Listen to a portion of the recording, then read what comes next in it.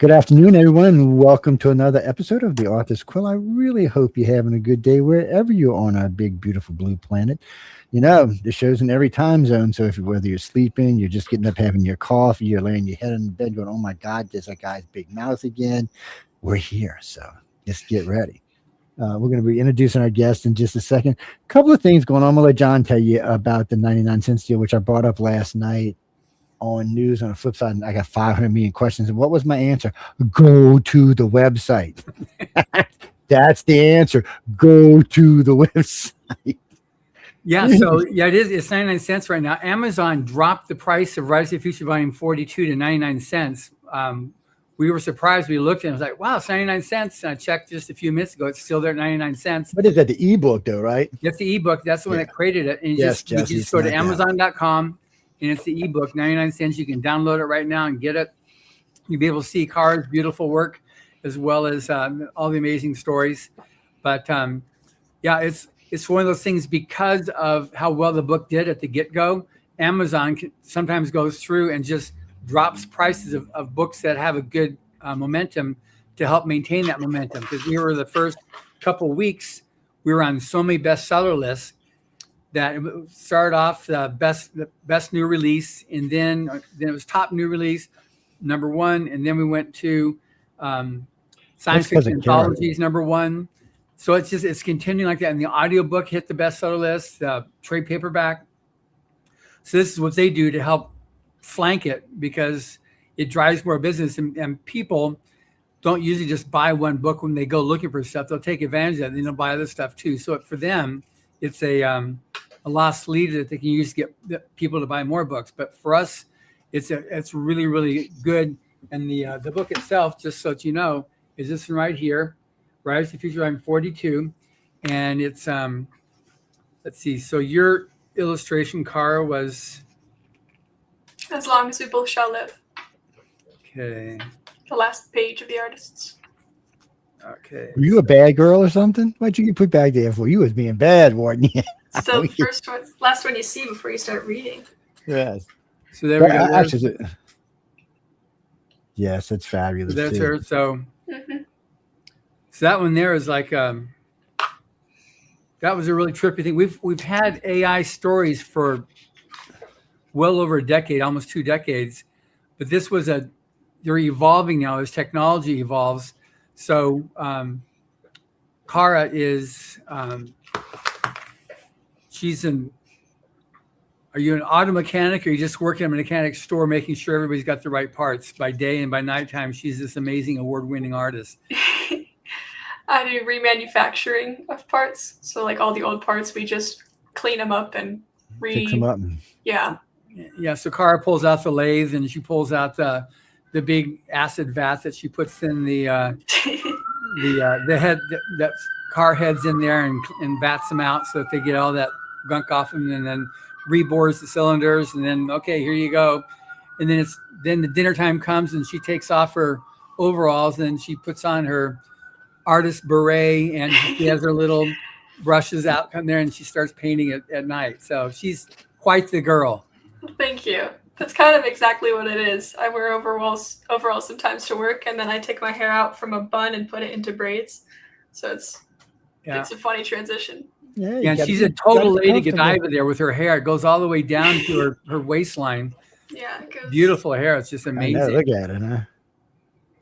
It's pretty long. We'll see how long it lasts as you get older and older. How long is it really worth the hour, 2 hours it takes to wash? My wife's got shorter and shorter and shorter. Now it's just actually, like after a certain length, it becomes really easy to maintain because you're not like you scrub it at the bottom instead of like actually washing. It's interesting. Anyways, that's just a whole side thing. Yes. So anyway, what's happened to you since coming back from Hollywood? It's been a lot of I'm back at work, back doing normal life stuff, but everyday stuff. Yeah, with the other artists, we started a group chat and we do weekly calls where we'll turn on a show or something and I'll draw together, and we have feedback channels. So we've been sending resources to each other. It's been great. Oh, that's good. A lot of fun. Now you're coming again to FanX this summer, right? Yeah, my plan too, for sure. Yeah, you'll have a seat at our table this year. Oh, so nice. You just won't be a visiting. You'll be there actually as a winner. You get your spot. You earned your spot. Yes. Jesse, Fanix is some little tiny thing up in Utah somewhere. I don't know what they're talking about. Yeah, it's only like 85,000 people. But anyway. There's a lot of people go. It's a lot of fun too if you get to go. Mm-hmm. It's really cool. Utahnians read like freaks, so they need to have these. Oh yeah, almost every like young mother I know, they always have like a whole bookshelf, like a library in one of their houses. It's great. There's a lot of talent in the state, which is kind of nice. Some states don't seem to have that going for them. Other states, but not Utah, just seems to be balanced. Plus, let's be honest, it's a beautiful state, got fantastic skies, great scenery. A little, lack of rain for my own personal taste, but I mean, I'm used to it raining like 4 days straight and stuff. So. Yeah. So Joe, there's a link there on your right there that Carmen just sent you. We can show that because there's also some pretty good media that's covering this lovely lady on the screen with us. Let's see. Pop it up. Well, come on up there. Is it pronounced Tool or Tuil or how do you pronounce it? Tula.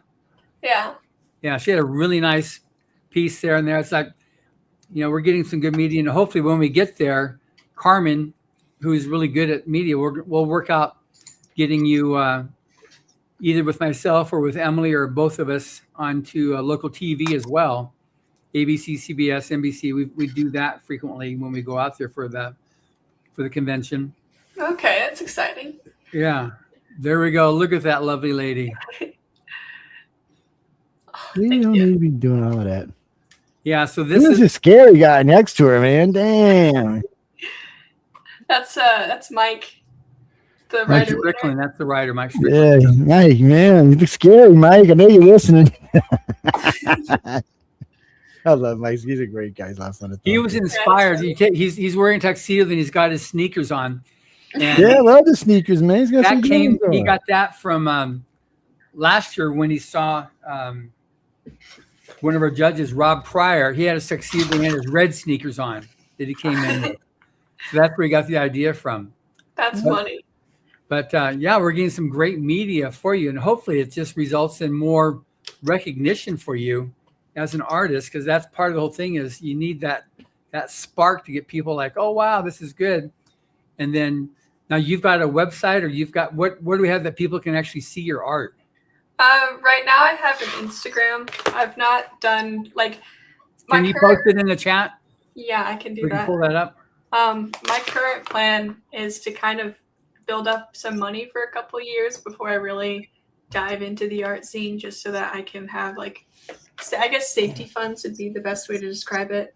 Get things kind of sorted out as an adult before I try hitting a full career. Don't worry. Don't wait till you're an adult, baby. I'm 63. I'm still an adult. So. Well, I mean, have my own place kind of thing. Oh, okay. All right. That's what I'm just talking about. All right. Learn how to do taxes, all that fun stuff. Fun stuff. Yes. Yes.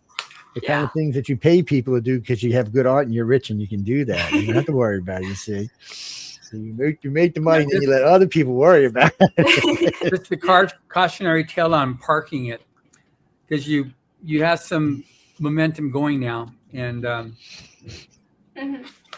so anyway, it's obviously it's your call, but you've got some momentum. And so it's like inertia, the way inertia works is, well, a body keeps on moving until it has opposite force. It'll tend to keep moving.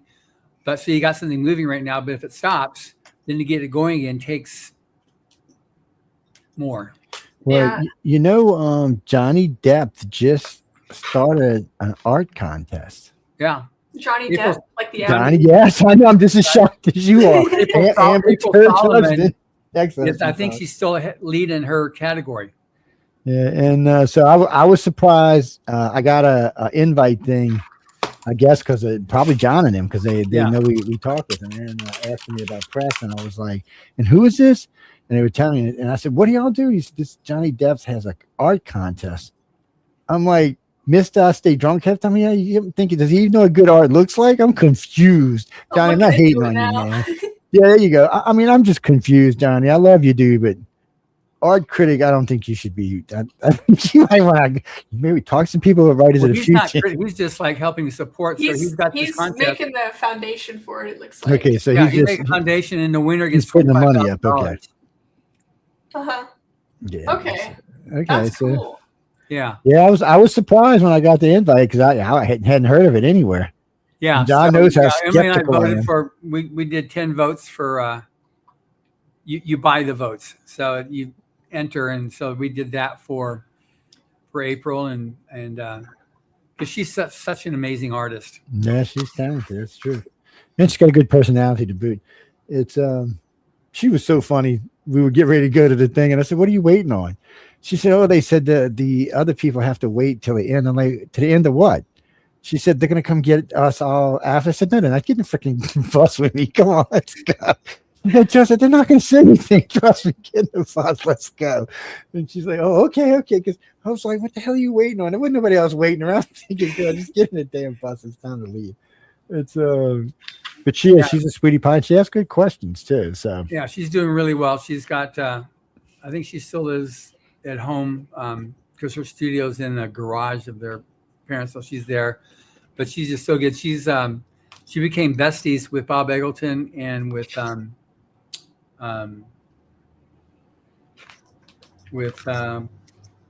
Larry Elmore. And they do weekly calls and they do sketch sessions together. You know, and so Bob Eggleton's now, he just emailed me yesterday saying, you know, because I connected him up with the DragonCon. So he's the artist guest of honor and at DragonCon this year. So April will be there. So he's going to be on the Illustrators of the Future panel. And then we're going to have an Illustrators of the Future panel at FanX. So you'll be on that, Karah. So that'll be good. Talking about life living in the pursuit of art. I'm excited for it. Or clean engine blocks, whichever you want to go, whichever direction you want to go. Well, you know, these days, I was watching this in China, and y'all just made me think about this. So there's this artist lady who does that spray art, and she puts it in the tub, and then you emerge. So she was taking the top parts of the engines, all the parts you could see outside, and she'd spray these cool images in the liquid, and then she would immerse the top pieces, the cover pieces for the car, and it would make these cool patterns on it, and they would install it on the engines. It was I was like, well, this is kind of interesting. I didn't even know they made until it gets too hot and it causes it to start. No, they make come to find out they make a lot of stuff I thought was being hand painted. It's not. That's how they make it now. They just dip it in there and it forms around whatever it is. Hard hats, car, it doesn't matter. They got them for cars and everything now. It's you can dip your whole car if you want to. I was like, okay.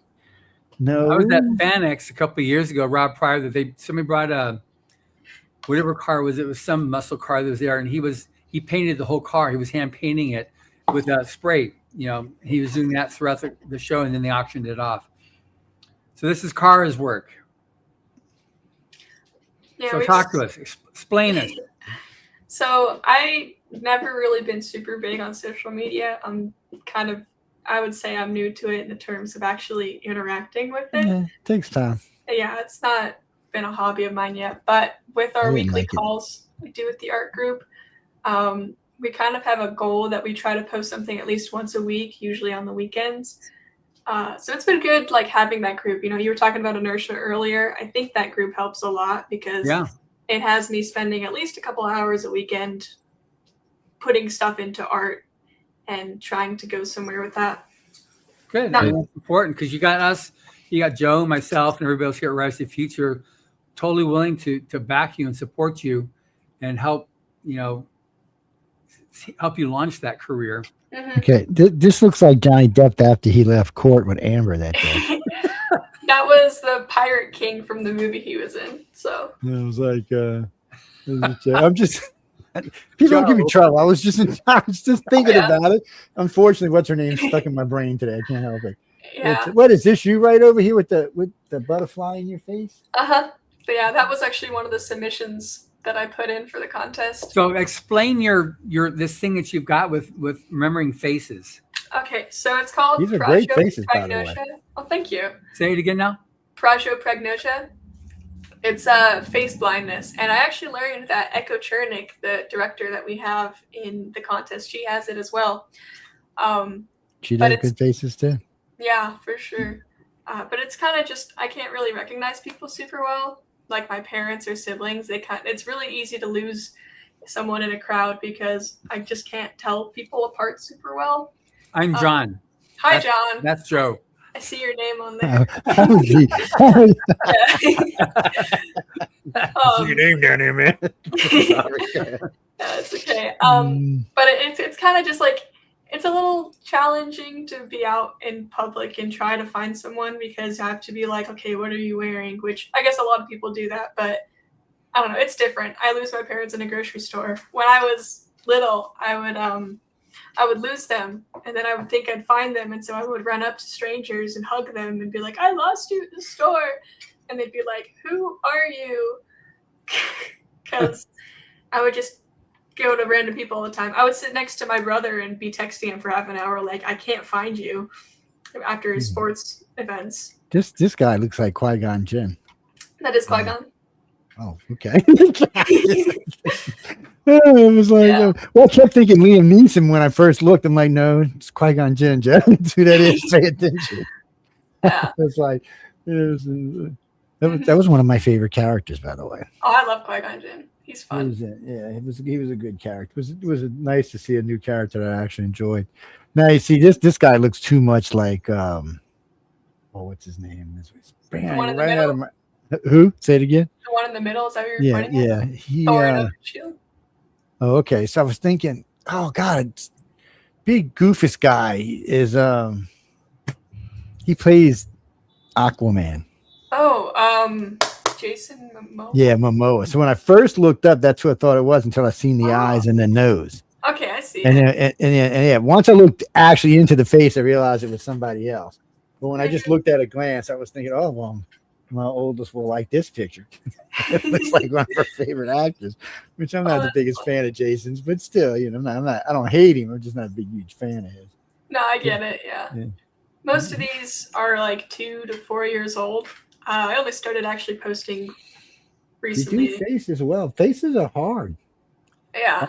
I've watched a lot of artists really mess faces up. This is politely as I can say it. It's of course this cat looks like it's on crack over here. But, I'm thinking, what's going on here, man? What are you looking at, cat? What is this thing actually seeing? And I love the Jordian data image. Oh, thank you. It's but I'm also a Star Trek geek, so that don't count, I guess. No, me too. Star Trek, Star Wars, all the good stuff. So when you were at the workshop, what did you gain from in terms of your artistic ability when you were there for that? Oh, there was a lot. Like I should have grabbed my notebook that I wrote during the workshop because I filled that out almost completely. But I think the live drawing, that was actually the first live drawing I'd ever done. So I was getting tips from my fellow contestants explaining the best method to go about that. And I feel like that helped a lot with gesture especially. But there was also the studio with Rob. Yeah. That was like a really interesting, I guess, viewpoint into how to approach art. I thought that helped a lot as well. Good. Now you see, you inadvertently going to get my Chihuahua tortured now. Now I'm gonna have to find a hat. I got 2 Chihuahuas, so one of them's getting a hat put on it. I'm just telling y'all. And when the Chihuahua gives me the sad face, I'm gonna say it's Karah's fault, y'all. Are you gonna send me a picture at least? Yeah. Okay. I will. I'm bad about posting stuff on the internet. When you're talking about social media, when I first started out, I didn't like social media. I thought it was a big pain in the you-know-what. And then I started noticing the more I talked on my Facebook page, the more people followed my show. I was like, oh, come on, man. You're not going to make me do this, are you? Now I can cheat because we publish so much stuff now. In the old days, we'd just be posting stuff just to get people to think. But now we have so many shows publishing every day. Yeah. We don't have to. They can follow the shows. But I still post goofy pictures of the dogs and myself and whatever weirdness is going on. Matter of fact, posting stuff from LA the other day, just goofy shots I took when I was in Los Angeles. It takes me. I'll usually get a third of the pictures that I've on the web before I see John and them again. And well, there's just so many of them to go through, and there's a lot of them which not going anywhere but back into the camera roll. Just some, you see people with these expressions on your face, and you're thinking, how the hell did you get this picture? Do you remember? Do you actually remember seeing their face look like that? It's like when all the artists, what were we all doing? You were standing somewhere in author services, and it was some goofiness going on, and I snapped a shot right as I walked into the crowd. And everybody's eyes were like this big and their mouths were open. I'm like, well, we can't use this for anything. But it's a great picture. And I said, you got a lot of work. I mean, we're going through it. There's a lot of stuff going on. And again, like I said, you got my chihuahua tortured, but she probably deserves it. They're bad anyway. Yeah. It's This is, I think I started this account my junior year of high school. So like all of these 6 are from this is my sophomore year. These 6 are from my sophomore year of high school. And this was me learning charcoal and watercolor. Yeah. And the one on the top left is just pencil and pen. Yeah. But it's funny because in the South, watercolor and charcoal does really well. Watercolor along the coast, especially if it's like scenes of foaming oceans or seagulls or just stupid shells on the beach, which there's thousands of these big people love these things. They're all done in pastel watercolors. It's they're I call them very unoffensive pictures is what I call them. Yeah. In New Orleans, though, they do the charcoal. Well, in New Orleans, they do oil paintings right there for you live in front of the cathedral, or they do sketches like these. A sketch like this usually starts at around $250 and goes up from there, depending on the talented artist. Wow. And oil usually starts somewhere around 5 to 7 and can run up as high as 3,000. And they do them while you're there. And it always amazed me because being a contractor, I know how oil dries. It's not the easiest thing to be painting over once I mean, granted, it's hot in Louisiana now. Let's be honest. It's freaking 100 degrees in the summertime. So things might dry a little faster, but I don't know. It is amazing. Yeah. And you'll see they'll have a bunch of artwork, on the fences, mainly oil scenes of the city itself or the horses or the carriages or whatever is in New Orleans, but there's a lot of it, and everybody, those spots are coveted. People really like to get them because you're almost guaranteed to make a good living there. I know Marco makes $3,000 to $4,000 a week, and I doubt he's out there more than 20 hours a week. That's crazy. Yes, that's what I said. I'm like, shit, I need to go to art school. Yeah, I need to learn how to do that. And I'm sure they got them out there that are only making a few $100s a week, but I don't know, because the license is pretty good. So I imagine, nobody out there is making a little bit of money. And even the table wrappers, because they come out later at night out there reading their tarot cards and teacups and stuff. All of them will tell you they'll make $2,000 a week out there. That's so wild. And most of their customers are showing up around midnight. That's like, get out of here. You're not reading my cards. I'm good. But it is fun to watch them all, and for artists, it's a very interesting place to sit and paint to start off with. There's so many people coming and going, and from so many different cultures, and they all look so different from each other. It's just a cool place just to hang out. Plus, the food is really good. I mean, it's really good. Yeah. What's that, Jimmy? I don't know. I didn't see nothing for sale. You'd have to ask Karah if she's got anything for sale. You got deep pockets or something? I have a bunch of just stuff, I guess, that I painted that I don't really touch. So anything like, I actually don't know if I posted it. The night picture that I submitted for the competition, Little Princess, that one's definitely for sale. Where is it? Where do we find it? I haven't posted that yet. She's teasing us, John. She's teasing us, man. I bet you it's online somewhere because of the contest. But so, Karah, I'm going to say something to you. Just pretend nobody else is listening except for maybe Joe. You are in what I've observed, because I've been doing this for a while. You're in a very special position. You've got an amazing work ethic, which is just really puts you in a league. A very small percentile of people actually have that work ethic. You've got a desire. You've got you're good to to talk with. You're like pleasant to talk with. You have a good communication. You know, you've got all the ingredients to be a success, but you need to apply yourself to it. You know, you're like, the fact you did as much as you did, being self-taught, is a testament to your ability to take on it and tackle it. Getting some training that you just did over that last week, a few weeks ago at the workshop, and now having some more direction of what to do. You know, I really think it's in my humble opinion, a mistake to put, you know, a career in art on hold, because I mean, Larry Elmore's been doing art for 60 years, and he says, I'm still learning. I still have so much to learn, you know, and he was always learning stuff. He started off when he was a kid with because he was super poor. So his artwork was done with a pencil that had shaved with a knife to sharpen.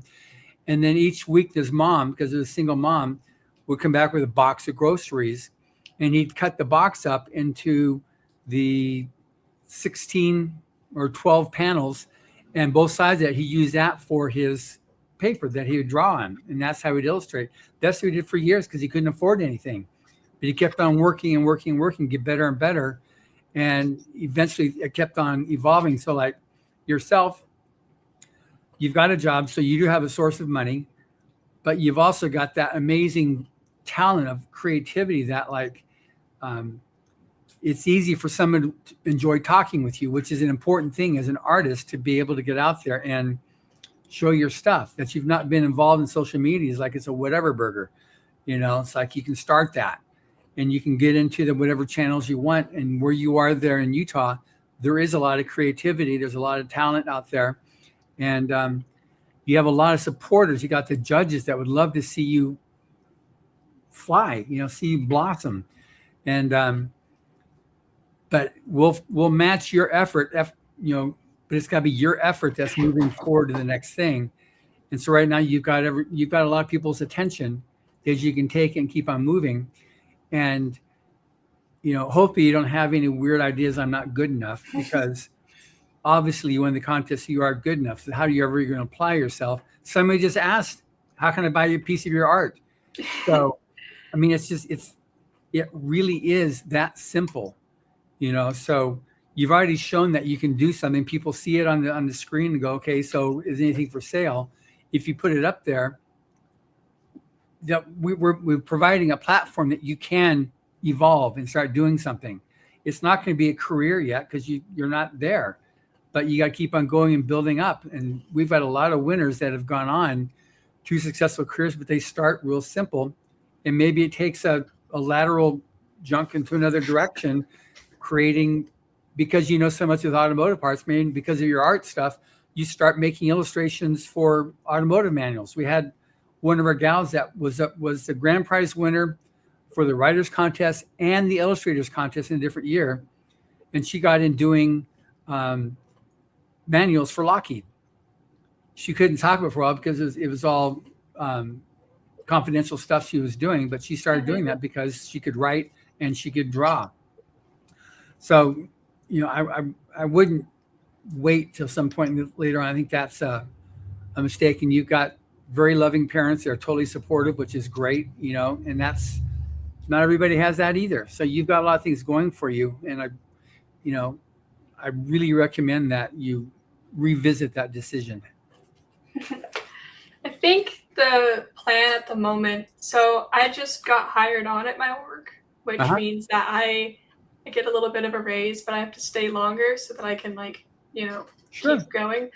So it's saving up money. What I do on weekends is I am writing a book. I have a plan for this. I've written up to book 5 right now, and it's a 6 books plan. And so when that's done, I'm going to rewrite it all, and then I'm going to try submitting for your contest at the writers portion for a couple of years.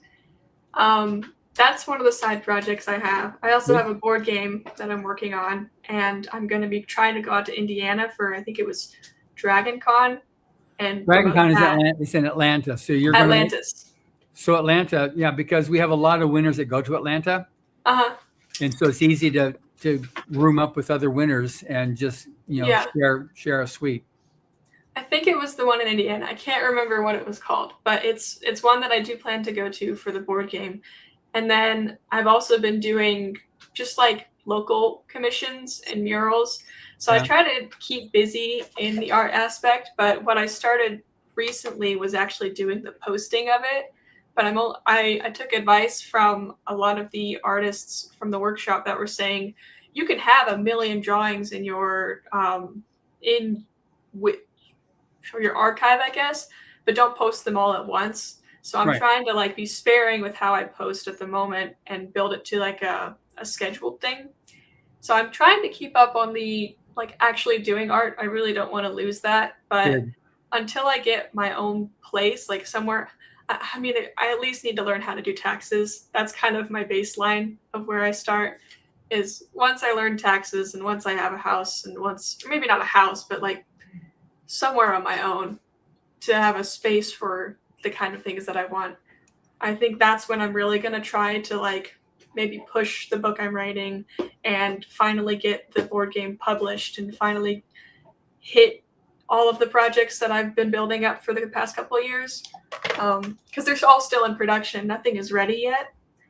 And I want to have something to show people beyond just here I can draw. I want it to be here I can produce and I can create and I can do it not just by myself, but also with the team and by myself if needed. Like I want to bring it all forward, and I guess I would consider those becoming like at least a background funding, because I don't expect to become like the bestseller book kind of deal, but just knowing that I have a book published and that I can do something with it.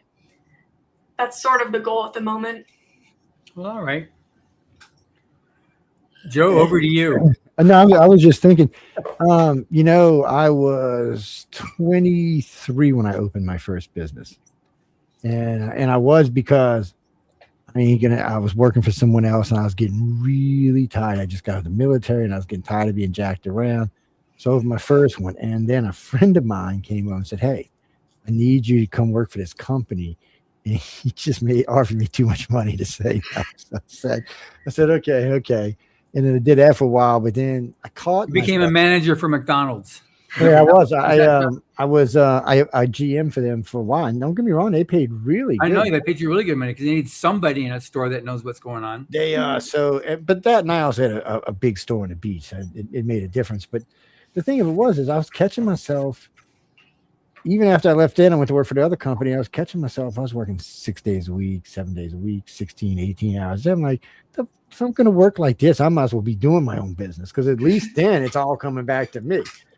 So I had some family and some businesses in New Orleans, and they were working for these different companies. And I went in and said, "Hey, I'm looking for some work in these areas." And within 10 years, I was handling about 80 different properties, over 3,000 units that we were in. Plus we were building, destroying, taking care of hurricane disasters.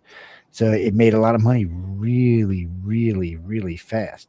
But going into it, I figured I was going to be killing myself forever just to get ahead. And in no time I was ahead and just bankrolling. Now I'm retired. I got to, watch myself, because I like to spend like I'm filthy, stinking rich, and I'm not. So I'm like, "Ooh, yeah, let's go and buy this." No, Joe, stay away. Bad Joe. It's but this,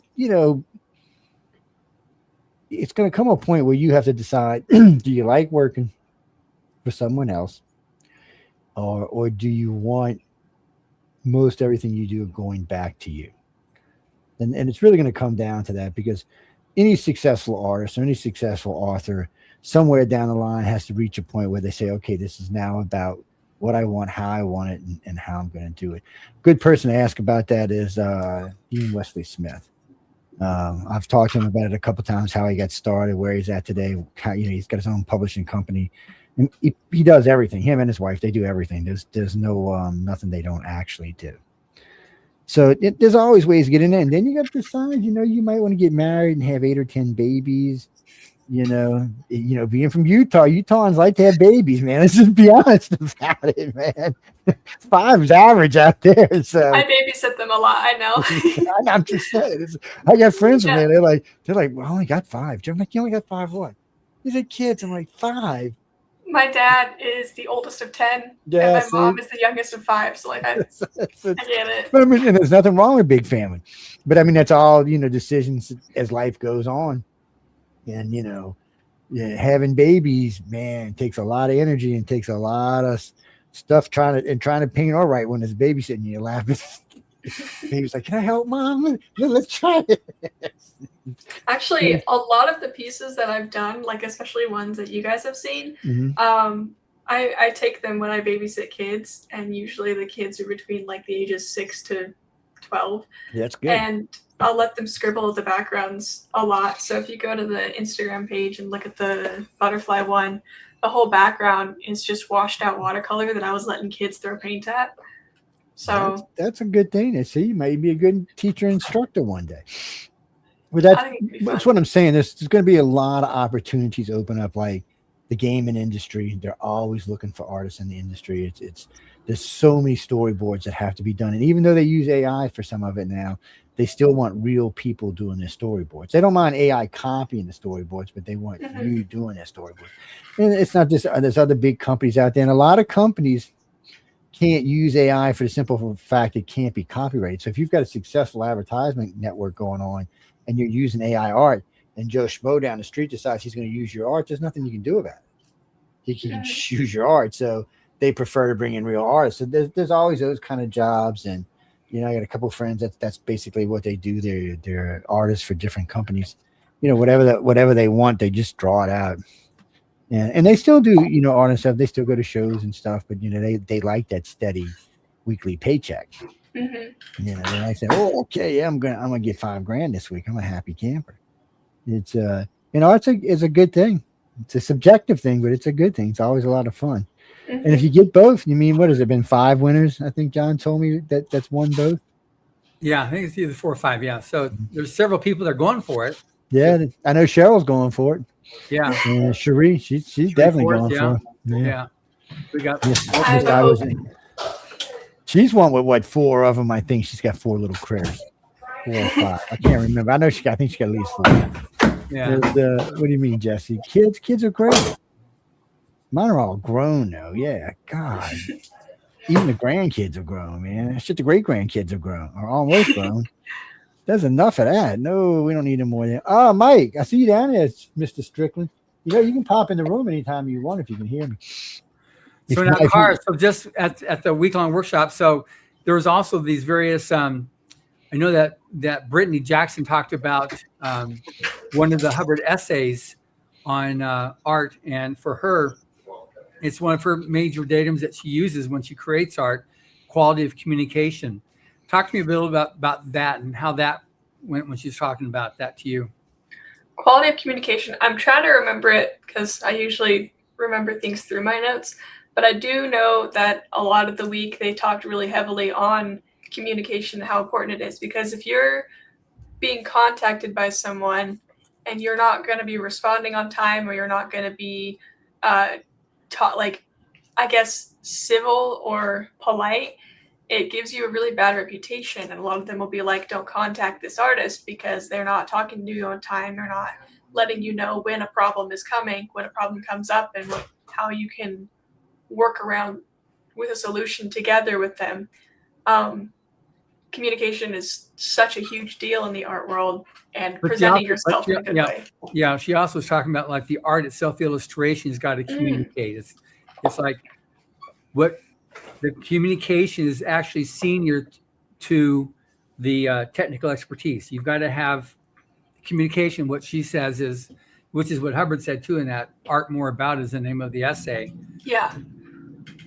So I think, I would say look at examples of a lot of different games and shows and stuff. One thing they were showing us was how you could have a simple sketch that displays way more emotion, way more experience, just a sketch that can show way more than a final rendered drawing that isn't communicating anything. Right. Yeah. So I know there was that, I think it was Picasso, where he was at a bar and somebody gave him a napkin and said, okay, can you sketch something? And so he just went and sketched it. And he said some outrageous amount of money. He said, okay, that'll be however much money it was for. He says, "What do you mean? It only took you a minute to do?" He said, "Yeah, but it took me however many decades to get to the point where I could do that."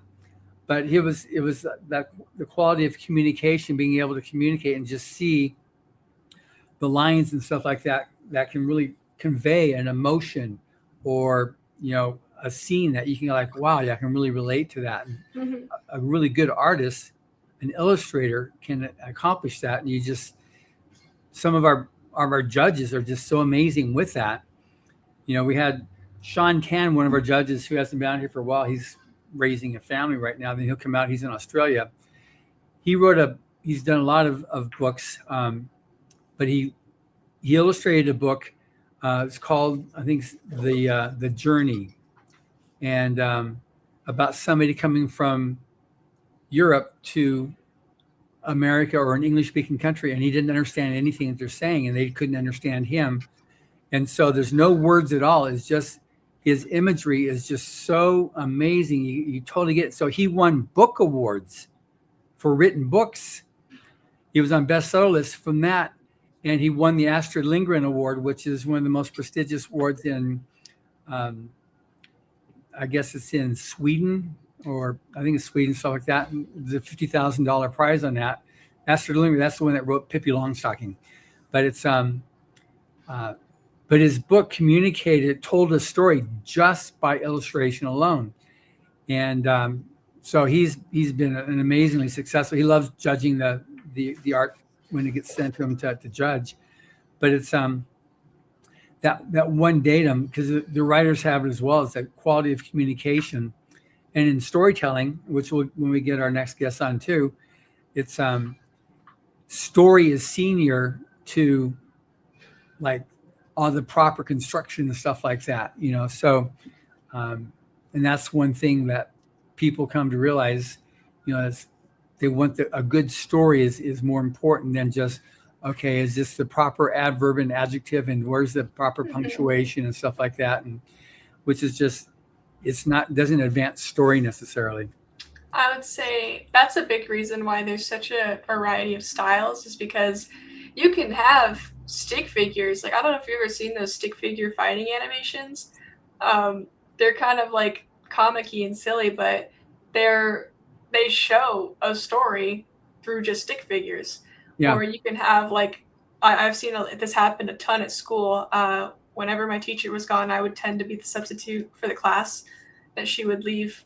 Like, I wouldn't be the one actually being paid to be a substitute, but she would leave me in charge, kind of deal. And so I would be teaching these classes of students that were like the class below me. And the biggest thing I would see was, how are they conveying their story?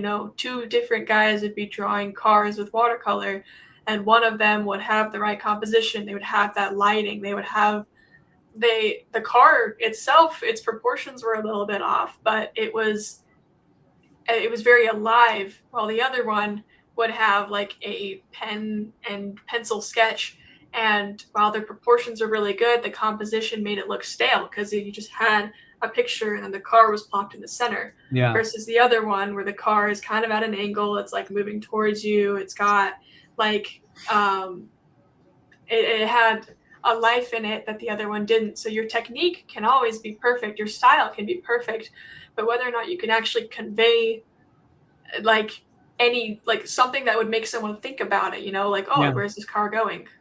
Which is what communication is. You got to be able to communicate that. What's your message you're trying to communicate? Yeah. Exactly. Yeah.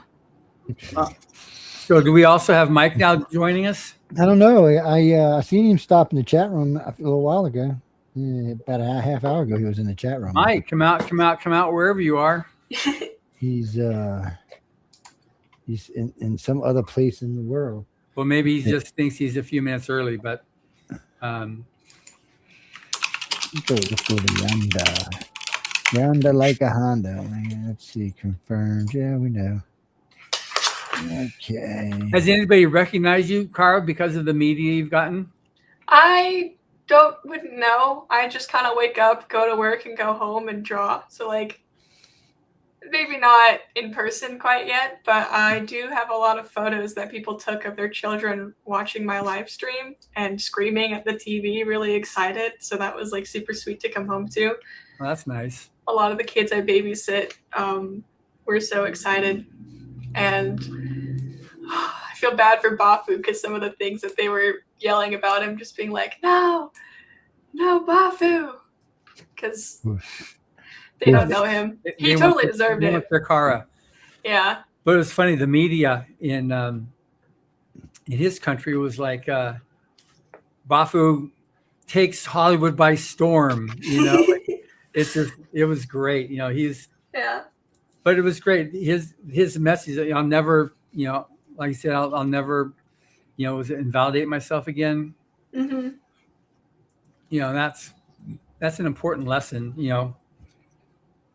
As long as one actually, you know, maintains that. Because as an artist, you'll get people that will diss you. You'll get, you know, if you have, I think you're in somewhat of a good environment now because you got parents that are supportive and you got friends that are supportive. And now you've got Illustrators of the future. You're surrounded by people that are supportive of you.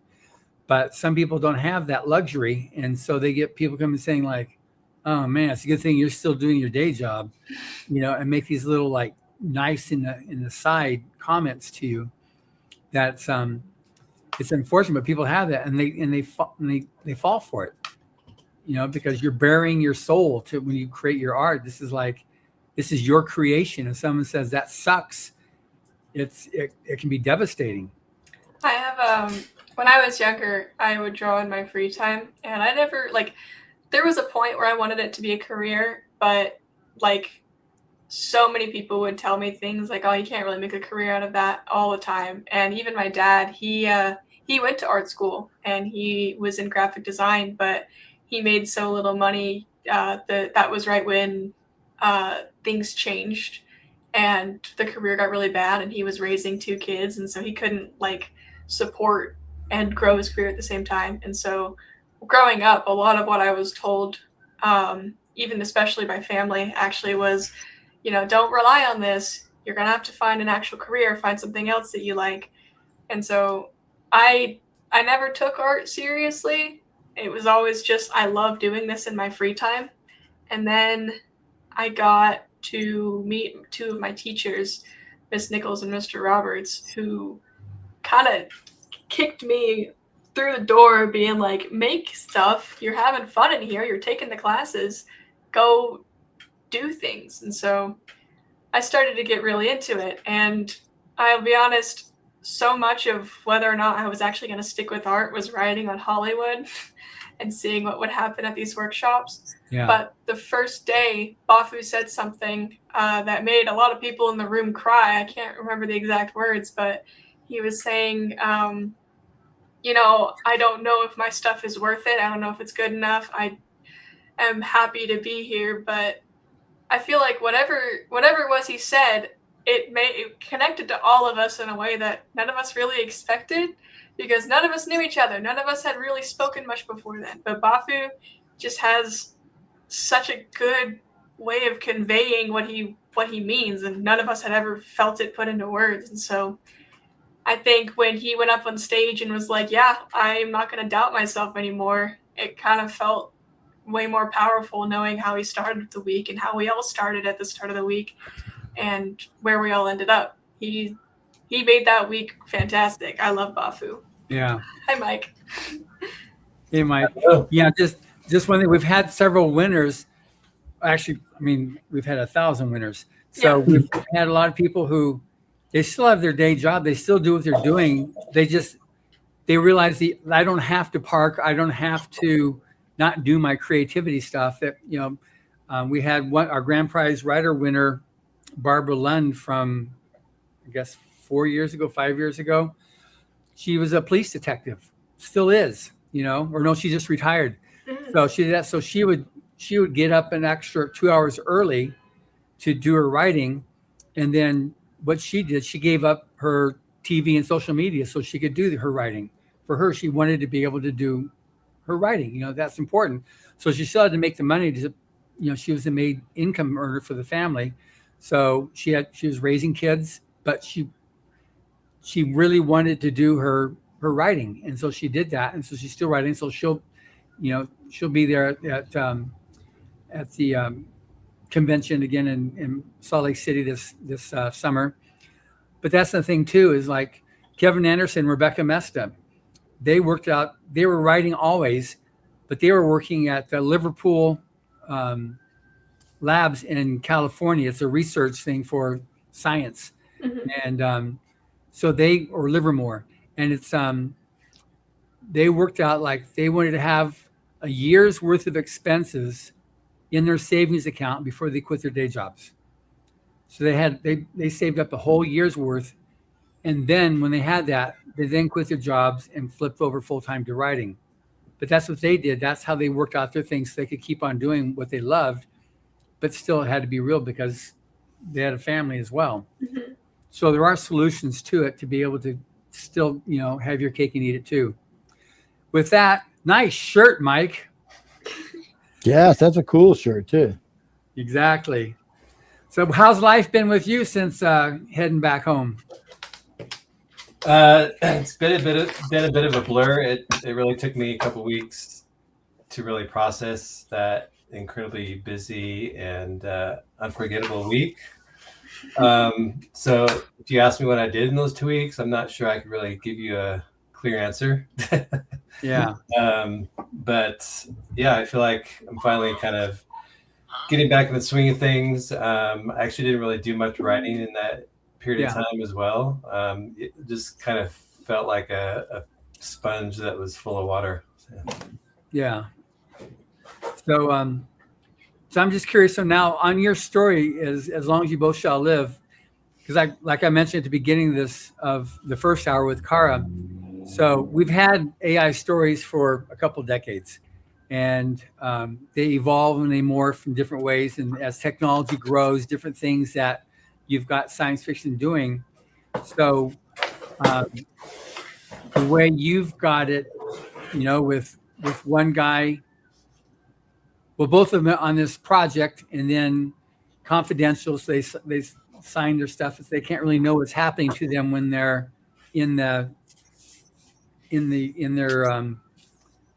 I guess their pending tank, and then when the day's over, they get taken out of the pending tank and back in their body. And then there was the problem with the girl, and the guy was like, whoa, whoa, whoa. And so where'd that come from, that idea? Is this like, I'm always amazed at how you guys think of it. How they think that. So how'd you think that? Yeah. I always struggle with talking about the plot because I don't want it has like a key turning point that is a bit of a spoiler if I mention it, but anyone who's listening, people don't know it's an award-winning story. So there. Yeah. So anyone who's listening now can not listen for the next minute or so. But really, the idea came to me. It sounds cliche, but it's true.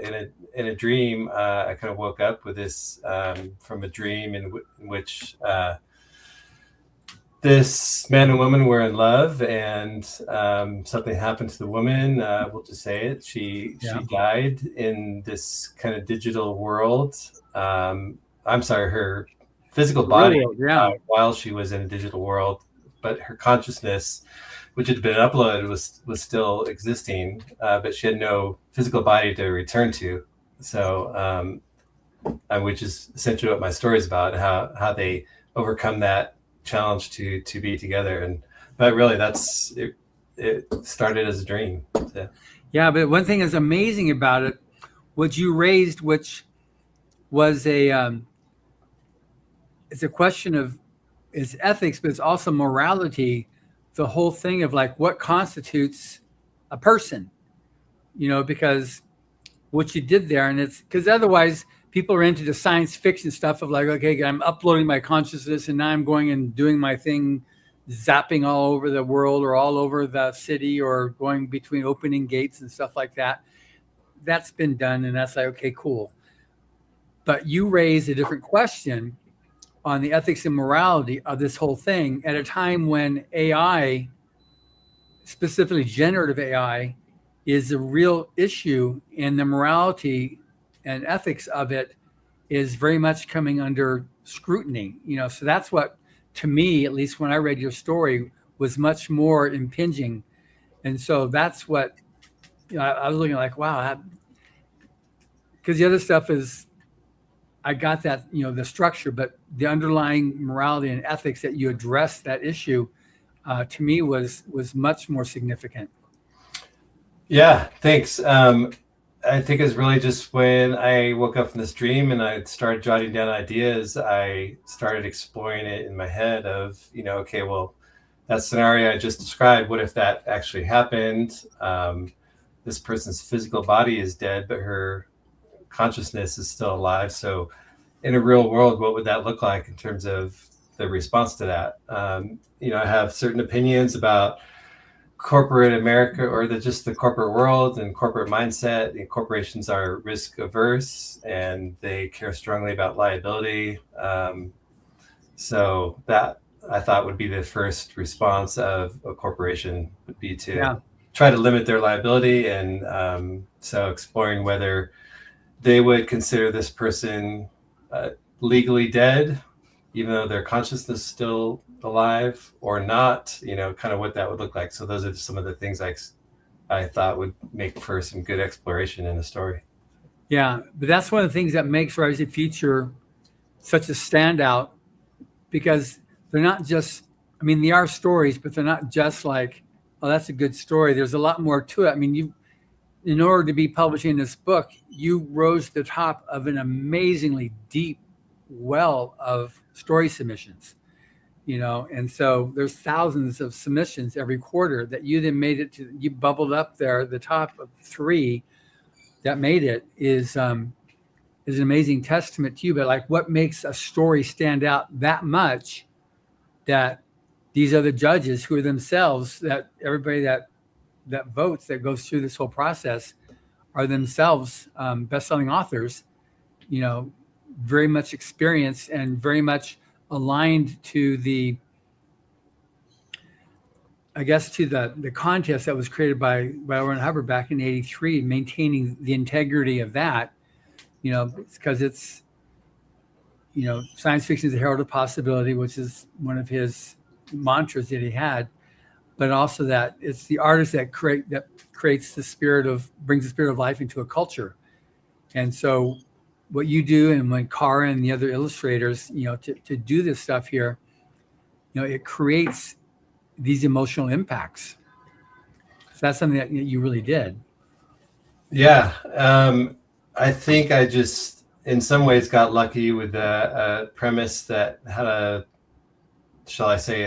lot of meat on the bone. I wrote it in a pretty short period of time. And as I was exploring the idea and kind of jotting down ideas and a rough outline of the story, I just kind of found more and more layers of things I could explore. There's what I already described, and then there's the notion of how they can be together or not, and the challenge of this person, this man who's in love with the woman, has no real control over what's happening. He's just an employee of this big company, and there's nothing he can do. So he has to kind of toe the line, even though he doesn't want to. Yeah. Otherwise, he could get fired, and then he has no other contact with this woman. So, I just found, and all the different things that he tries to be together with her. There are just so many things I was able to uncover and explore, and come with a pretty deeply layered story. Yeah. So when we had the art reveal, so how did that go for you? Was it a pretty easy find, or did it take you a while, or how'd that go? Yeah, I think a common answer to that from all of us writers is that we go into it really wondering, oh, am I going to be the person who can't pick it out? But I think in probably every case, it's pretty obvious. I went into it wondering what Karah would have picked out from my story, because I didn't have one single monumental scene that would have been an obvious choice. So, but yeah, sure enough, as I was going down the line, it was immediately obvious which one it was. It's in the background. I see it there. Yeah. There, yeah. Yeah. So, Karah, so how did you decide what you were going to paint? So I remember I read your story probably like 4 or 5 times before I even started doing thumbnails. Because the first time I went through it just to read it, and then the second time I went through it, and I was like, wow, I noticed so many things.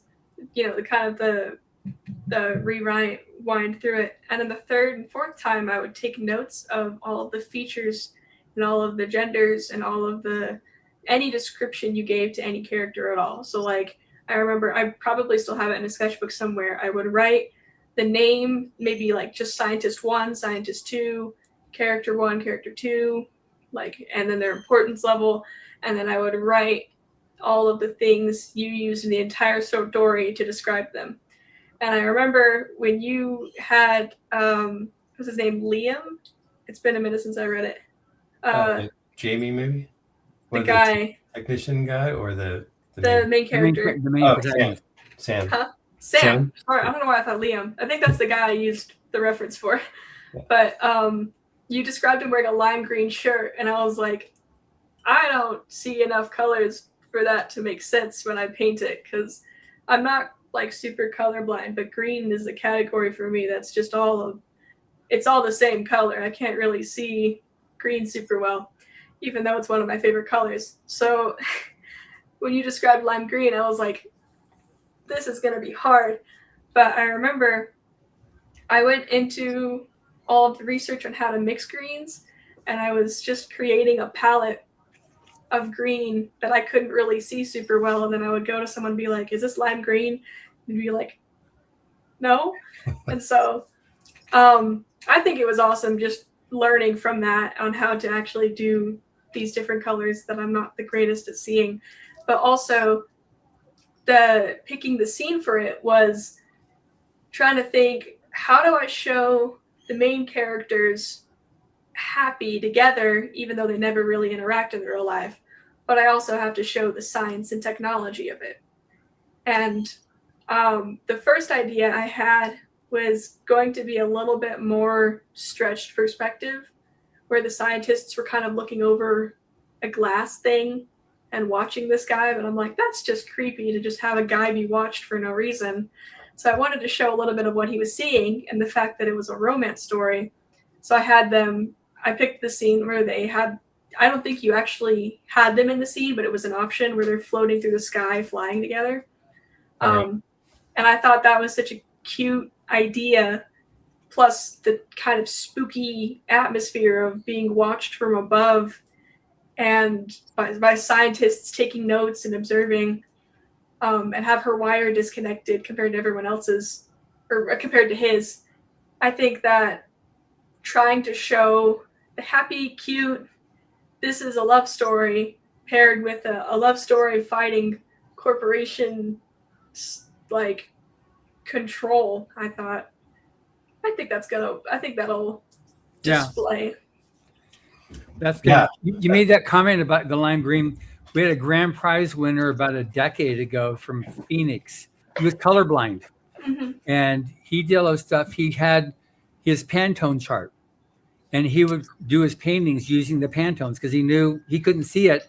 So he knew that Pantone this equaled green, purple, all this, and so he did his paintings like that. And it was amazing. He could see, tonality, but he just couldn't see the the actual colors. So he would just use the Pantones and know that if it was 175 that was this color, and he would do it like that and do his paintings. Mm-hmm. And it was amazing what he was able to do. It's a very similar boat for me. Mine's not intense enough to just say I'm colorblind, but it's that those are colors that I'm not the best at seeing. Yeah, but that's how he did. He used the Pantone chart. It's really cool. Yeah. I'll look into doing research on that. Yeah. I can't really imagine what that must be like. Just hearing that about you and looking at your amazing artwork that I just found you on Instagram. Just kind of blows my mind. I don't know what the equivalent would be for a writer, whether it's someone maybe like dyslexia, can't spell, or I have no idea. It's quite impressive. Yeah. Actually, I appreciate that you made a shirt lime green because I learned a lot from that, and I feel like I've Like it made me face a weakness that I've kind of been ignoring. You know, you'll notice in most of my paintings, all of the green that I have is very small and in the background or generally accidental. So actually having that challenge put in front of me as a main focus of the painting, I was like, oh, okay, that's pretty cool, actually. Yeah, you nailed it. Thank you.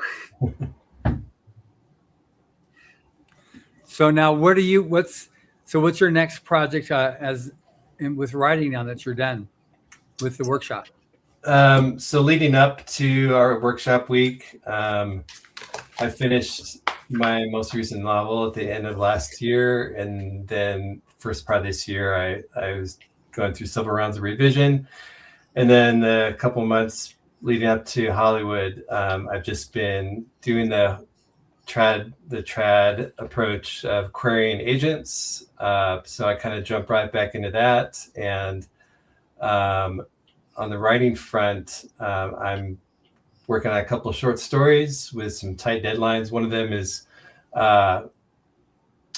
Leslie Robin, Galaxy's Edge, who spoke to us during the week. She's got an upcoming anthology that she's holding one slot for a Writers of the Future winner. Not sure which of us might earn that spot, but I'm hoping to finish the story and get that in before the deadline. So good. So you got the login, all that stuff. Yeah. Okay, good. Well, that's good. So for you, what was I don't want to say the biggest, but some of the key takeaways from the workshop in terms of learning the craft? Craft wise, I don't know if there's one specific craft. Yeah, just some of them. I wouldn't Yeah. attempt to say what's the one thing, because I know. Yeah. It's more just the overall experience of learning from both Jody and Tim in depth. So not on any specific one aspect, but just the overall, the things just that we went through our several days with them, including the 24-hour story experience. That probably was the biggest challenge in terms of craft, be able to put together a story and a complete story in that short amount of time. So I'd probably say that. Yeah. Were there any of the judges, the visiting judges, the ones, the guest speakers, that you had more of a fanboy experience than others? Certainly Tim. I've been a reader of his work since the 1980s, so it tells you how far back that goes and kind of dates myself. But also Orson Scott Card as well, of course. Ender's Game, it was one of my favorite reads for a long time. Yeah. Those two are the most obvious names. Yeah, I just finished reading, and I just had, maybe it hasn't gone up yet, I just did an interview with Tim Powers on his latest novel called The Mills of the Gods. Amazing story. It's my favorite Tim Powers story now. It's one they just came out with. Super, super good. So if you're a fan of him, I highly recommend that book. Yeah, definitely will pick that up. Yeah. So, Karah, any fangirl experience you had there with the judges? Oh yeah, I remember, I'm awful with the names, but so many of them, I was just sitting there like, oh, I would grind you for questions if you guys showed up at the late night thing. But all of us were so exhausted, so it tended to just kind of be things I would drop in during the portfolio review, because they had such insane, I guess the scope of the art world was broadened a lot for me, and I would only realize how crazy it was talking to them about halfway through their workshops with us, because they would be explaining their portfolio, and I'm like, I watch that, I read that, that's something I spent years playing, all this kind of stuff. It was very cool to just see. And the book, a lot of the books that they had written stuff for, I'd already read and I'd looked at and I bought. And so a lot of the games, books, everything, it was so exciting. Yeah. That's cool. I feel like I do want to mention that this is not a single person, but the persons I became the biggest fan of during that week was everyone at Author Services and Galaxy Press. I mean, it was I don't know if I have the right words to describe how privileged I felt being treated like essentially a celebrity VIP for the entire week, and everything that everyone did for us, and just how incredibly nice everyone was. At what was like quite a high pressure week, I imagine, for the staff, particularly those who were producing the gala event. But you would never guess it just talking to people. Everyone just so down to earth and kind. So they were so sweet all week. I loved meeting everyone. Good. Well, you're absolutely very welcome. And it's, for us, it's important because it's just part of that creativity, helping the next generation of writers. And it's not a thing of a body age. This is just the next age, the creativity, So, this is case in point here. We got Karah, she just turned 13, and we got Mike. He turned 85. Karah. Oh, Lord. Better late than never. Yeah, better late than never, exactly. But we've got, there's no requirements on age. It's just straight, all the judges ever see is only a number. So it totally levels the playing field. And in what it has been prior to this in the publishing industry, once you get to a certain age, it's like, forget it. There's no hope.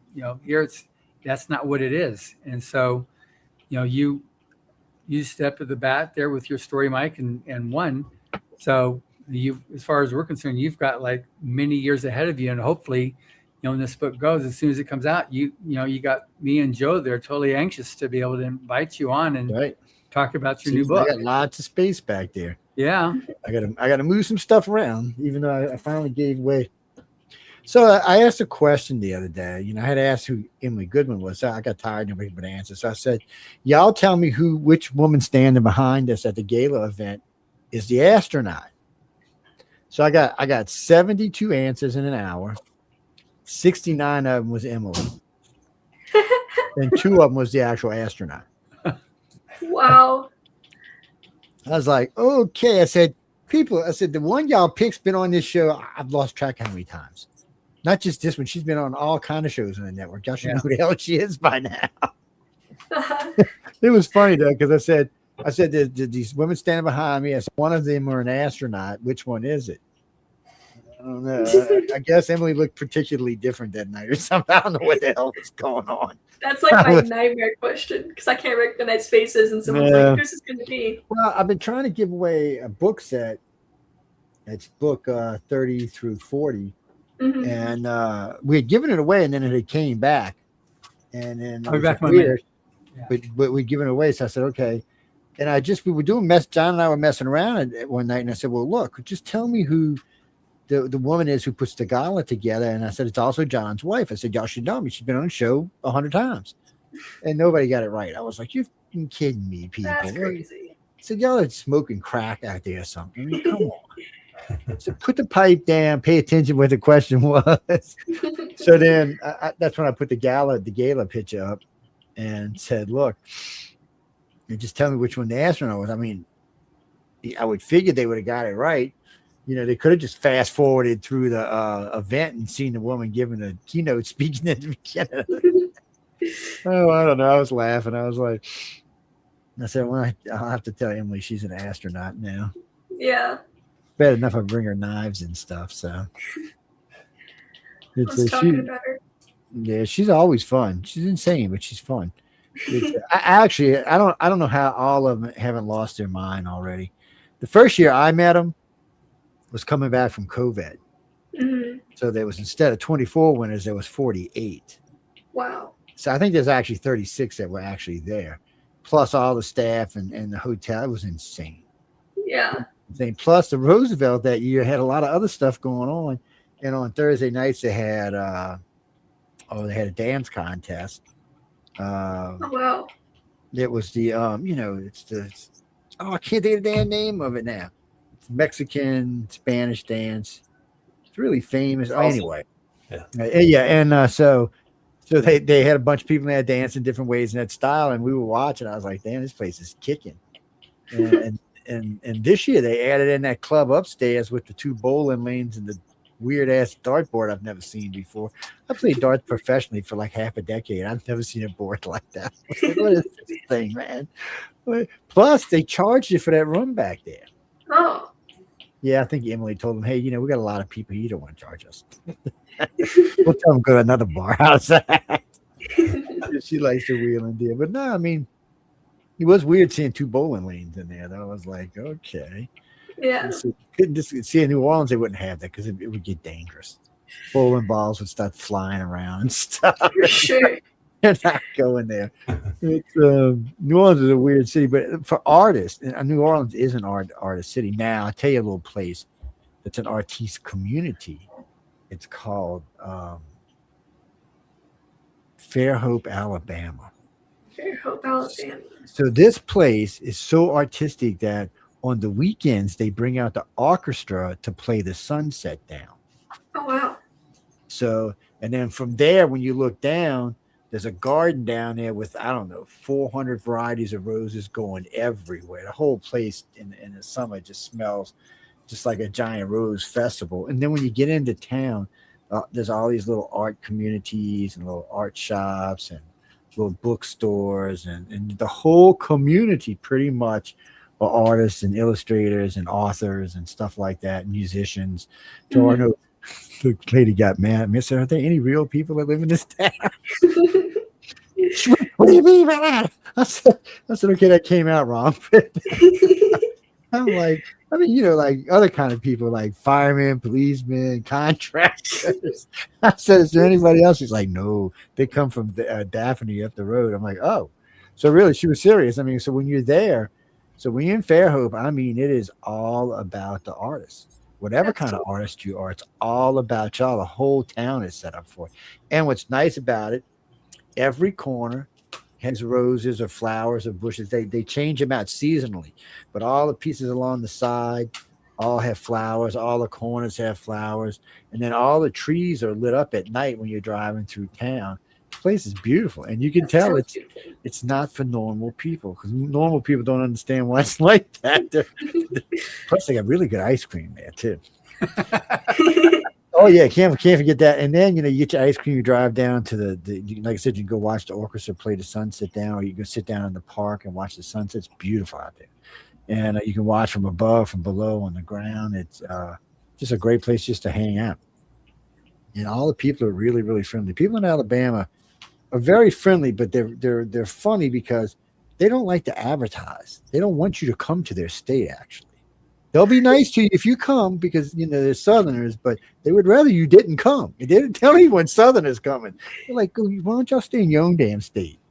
Because, Alabama's cool because they have mountains in the top, beautiful chalets, and beautiful golf vistas on the bottom. So the whole state's pretty, but they don't want anybody to know that. They want you to think there's some backwards redneck state that you shouldn't come to. They don't want to share all their beauty. They're funny about it, too. I mean, they are. They'll tell you. Oh, we love you. And then they got this place called Florida Bama. Now, you want to see artwork? So a couple times a year, a bunch of artists come out there and they just sit out there and they're painting and drawing all day long.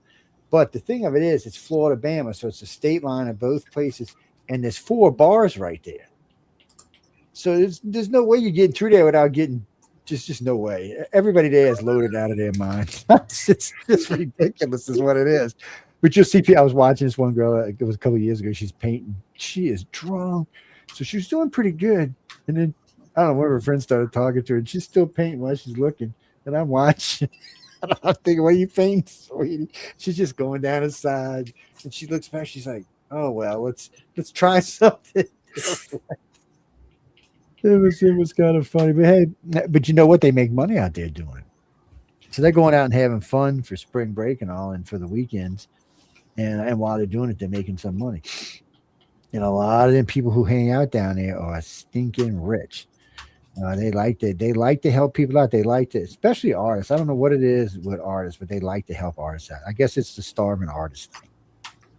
And especially if you look like one, they probably, I would never be able to pass that. I look too big. But who was it? I seen one of the artists I met one year. I said, what do you weigh, like 80 pounds, girl? I said, just go stand outside in front of the hotel for a little while. You make all kind of money. And then I said, wait, that didn't sound right. Wait a minute. I've been selling art. And, you got to watch how you use word thing. But So just it's one strange. thing too, just as a station identification, this is Writers of the Future release that's still happening right now. Both these two people below us, Karah and Mike, are publishing Writers of the Future Volume 42, which right now is on special from Amazon. They put it on special for 99 cents. So if you go to Amazon.com right now, you can download the ebook of Writers of the Future and get his story, as well as 11 other winter stories, plus the story from Orson Scott Card, Nina Creaky Hoffman, and there you go, that book there, and L. Ron Hubbard, all for 99 cents. It's an amazing deal. It's an amazing book. And Mike's got his art he's going to show off here for, there you go, with the green shirt that Karah figured out by learning the pantels. But 99 cents, I mean, that's it's just a crazy good deal in that stuff here. And so, you know, I don't know if you're like reading ebooks, or if you got some, whatever it is. I like, because I've got the podcast, I do a book a week. I love, because I have books that I read on here, because wherever I go, I'm able to read another chapter or something like that. But what's really good too is if there's a word in the book that what's that mean? I can highlight it and I can look it up right away, and just so I don't get hung up on a story. And then because I interview the authors, I'm able to then tag it and then write down the question. And when I do the podcast interview, I just go back, okay, so I have these questions from this book, and then I'm able to do that as well, which for me is just, it's an amazing tool. But 99 cents, so it's an amazing offer, and Amazon's offering. It's not something we asked for. They just said, here, we're going to do this to help support this new book, because it did really well in the first couple of weeks to help maintain that momentum. Okay, somebody said they're sending me volume 7. Good. Thank you. What, Christopher? What are you talking about? When did you get it? In 1991. Damn. Okay, well, that's cool. You got my volume address. 7. That's that book right there. That's the Frank Frazetta cover, and in that year we had some of the winners that were spotlighted there: Mark Garland, Michelle Levine, Valerie Fryrick, Michael Payne, and James Glass. He was the grand prize winner. He's a science guy. And this book 30 got a different cover than mine. Hey, now what's 91. Frank Frazetta, that's a keeper. Oh, yeah. He was a judge. In fact, the only video interview that exists of Frazetta is one that we did here at Author Services when he released his painting for Mission Earth, and he looked like just amazing. He was in a tuxedo and talking about his style of art and how he did it. It's an 8-minute video we did, and there's videos out there with Frazetta, but they're just pictures, and then him being on radio, you know, just audio recording with pictures. This is an actual video of him talking. You see him talking. It's just amazing. It's had tens of thousands of views on that stuff from other artists that really love Frazetta. And then, so Karah, maybe I don't know if you knew, but like Rob Pryor, the guy whose studio you went to, Yeah. he was one of the last students that trained under Frazetta. Oh, wow. That's cool. Yeah. I feel like it was mentioned, but like at the time I didn't really know who that was, and so now it's different. Yeah. Yeah. Oh, But anyway, so are there any essays? Because one of the things I like to ask is if there's any essays that stand out for you looking back now, because I've got some of the writers, when I've talked to them 10, 20, 30 years later, it's like, which essays stand out? And some of it, this one still stands out for me as the one that helped me on either Search for Research or the Manuscript Factory or some of these different ones there. So any particular Hubbard essay that stood out for you, Mike? I'm trying to think of the title of it. I'm sure if I tell me what it's about, and I can tell you the title. Yeah, I was going to say, if I start talking about it, I'm sure. Magic Out of a Hat, I think it's called. There was a line in there, I think something about if you can't lie well, don't ever write fiction or something like that. That kind of stuck in my head, but I think generally that one I thought was really gave me some good ideas for, generating, like brainstorming ideas for stories. So yeah, that's one of the things too. Like you talk to any professional writer, the ones that are very successful, the whole idea of being stuck, and I can't write. The people really get into, I've got my creative juices are turned off, and it's just like, Kevin Anderson does the whole thing on it, and Hubbard does there too, that it's your job. It's like, it's your job. You don't make money if you're going to get into being, I can't think, I can't create. It's like, what if you were in surgery and the surgeon went, oh my gosh, I've got brain freeze. I can't, I don't know how to fix the heart. It's escaping me right now. Let me come back again tomorrow. It's like, they treat it like that. It's a business, so like a writer writes, that's what he does. Yeah. I mean, it's a real feeling, this feeling of being blocked, but it's a feeling, and you can override your feelings if you set your mind to it. And I've felt that myself in the last couple of weeks, after that crazy busy full week in Hollywood, and came back and just staring at the screen and having trouble. But it really is true that if you just start writing, it'll come to you. It's kind of like sitting in your car trying to start it, won't start. Battery's dead, or whatever. Then I get out with Martha and say goodbye, car. But you just push it down a hill and jumpstart it. You just sit there and keep trying to turn it over, and nothing's going to happen. But if you get it moving, then you can jumpstart it. Same writing. Yeah. Chris, you can buy me every book on that list, man. Yes, you can. I don't know why so Chris found every book Writer of the Future has from book 41, from book 1 all the way to book 42. That's great. So Chris, I noticed like some of them are $3, some are $8. 31 is $47. Well, what is coming with this book, man? I know how much a damn thing costs new. I got one on the floor right there. And then there's other ones are $30. Yeah, so you better watch it. But people, get your book now. But some of them are hard to get, and some of them have very famous authors in there right now. So because they're out of print, they become more valuable.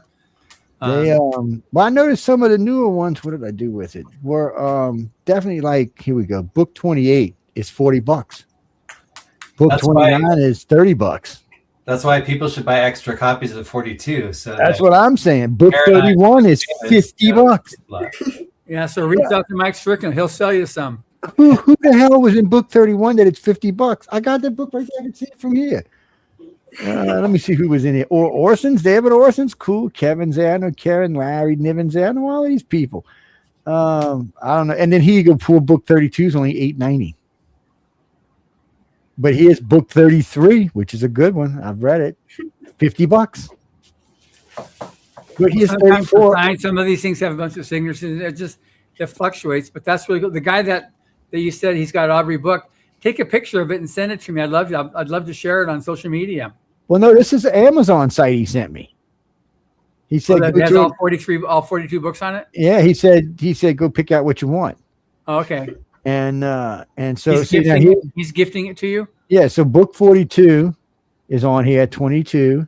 Now you can get 41 for I think this is used, but you can get it for $10. But I bet you that was used. Yeah, it is used. Well, Johnny, anytime you see a book that's less than 5 years old and it's under its original value, it's used. Because new books still hold their price. Yeah. Yeah. Well, some of them do better now. You just heard me. Book, when we talk. Well, you can get book 39 new over here where I'm at right now for $33, or you can get it used for $15.99. Yeah. I mean, those blinds are all full of excellent fiction, but 42 is definitely the best. Yeah, 42 is in your humble, both of your humble opinion. Yeah. Right. You should always buy the latest book first anyway. Especially when you have winners from both sides of the contest there on the show with you. Yeah.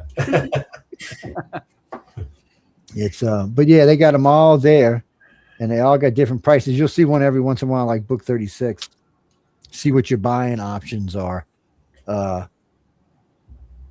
Meaning you might not be able to get the paperback. You probably have to get a Kindle or something. But everything else is there. I was surprised because I've looked a few times and I could only find about 25 books, maybe 26. And anything that's $3 is probably not something you're going to want to add to your collection unless it's like a book number 1 or something. Yeah, and then also on the Kindle edition, it's different than trade paperback because we also, under each bio, we have another sentence, which is the website for the winners. So you can also go to the website and look for more about them. So that's one of the things that we're able to do in the ebook that we can't do in the print paperback. Yeah, because it takes about, well, that doesn't help anyway in paperback because you can't click it and go. Well, no, what are you talking about, Jimmy? You got digital books. What do you mean? Yeah. Digital books? Yeah. Never heard of a digital book. And what planet are you from? I mean, really, dude, what planet are you from? Digital books been around 2 decades or, well, 15 years for sure. Yeah. It's, and that was the thing, too, that we had as a problem was when we first started and the contracts we had for the first Rise to Future books, digital books, audiobooks didn't exist. So all we had was the contract to be able to do the print edition with these winners. And then when it came to into the 20s, when we wanted to come out with them as an ebook or an audiobook, we couldn't do that because we didn't have rights for them.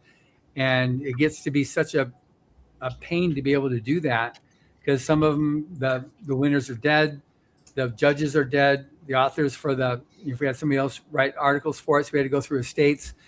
And so we just like, those early, if you can get them, that's great. Maybe one of these days we'll do a project to go and scan them all and reprint them as a trade paperback, which is the only rights we have. Mass market or trade paperback is the only rights that we've got to do with these things. And remember, people, you can convert any book into digital if you want to.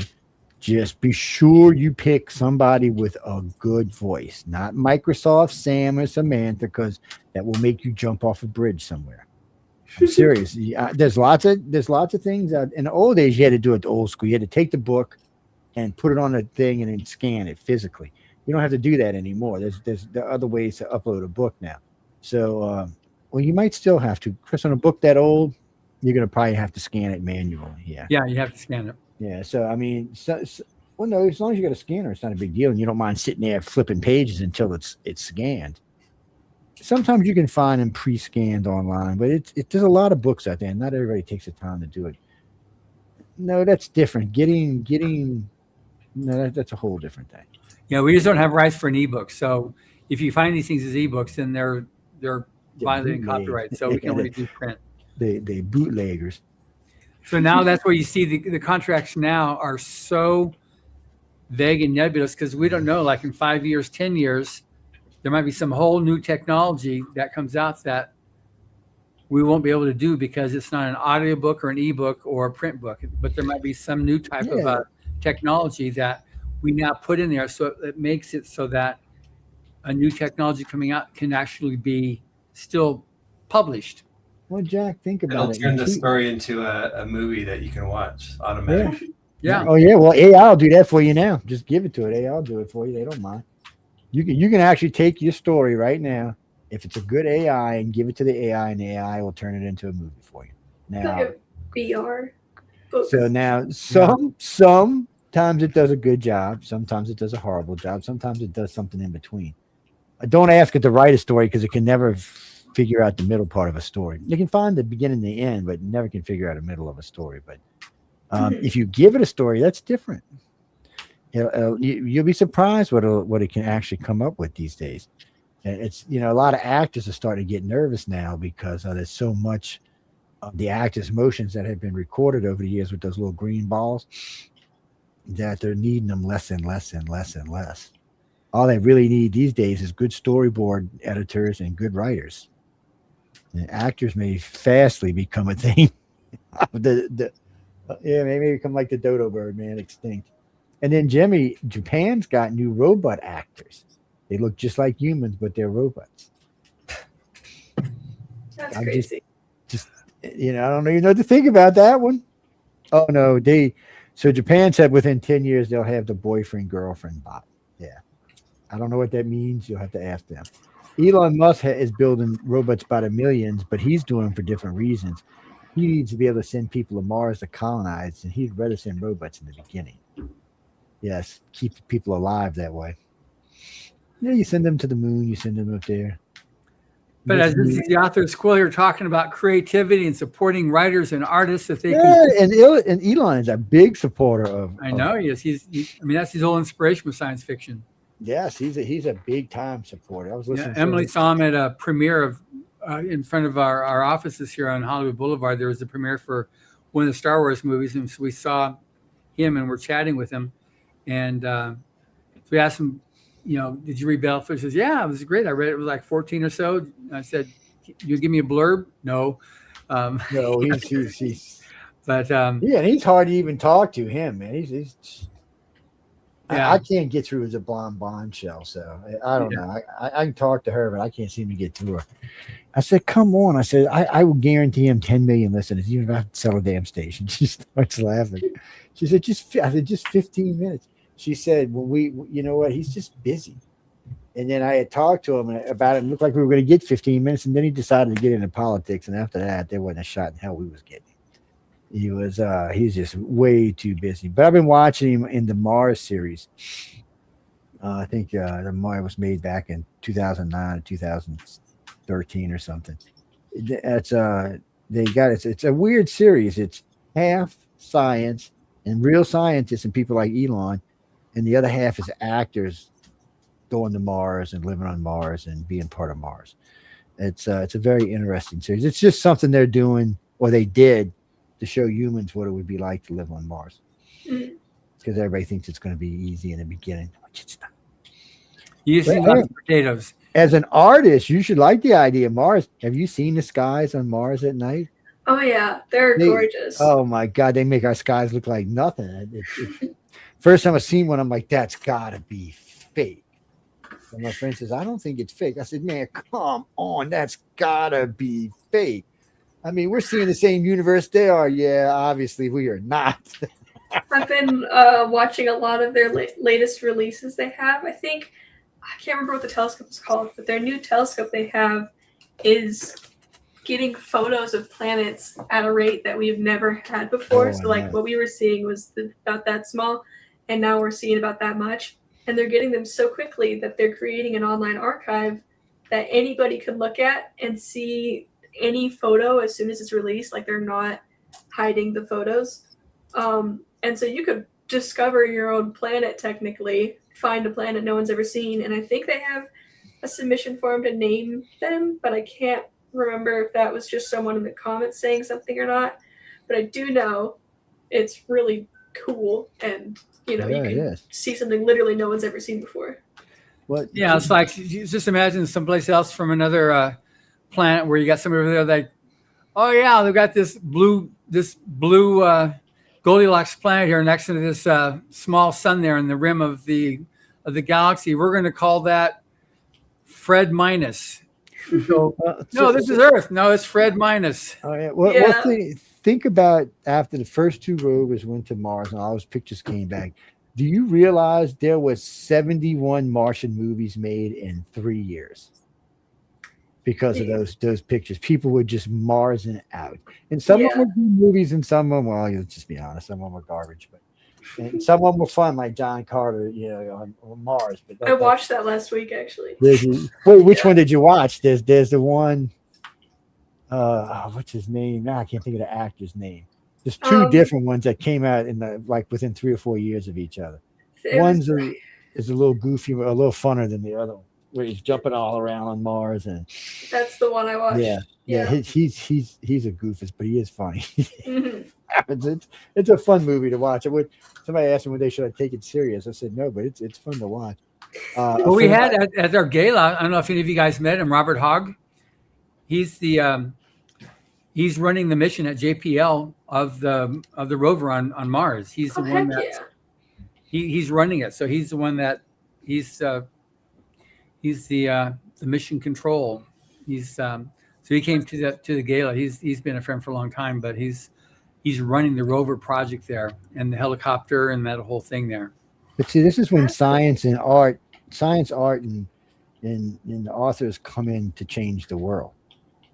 Between the three, it steadily and consistently changes our world. If I had $1 for every scientist I interviewed and said, "Oh, it's because I watched Star Trek," I could freaking retire 3 times over now. I mean, matter of fact, I was talking to the guy who came up with the new medical bed. It was about 10 years ago, and we're talking. He goes, I got the idea. I said, "Yeah, I know you got it from the tricorder bed in Star Trek." He said, "Yeah, because it was a damn good idea."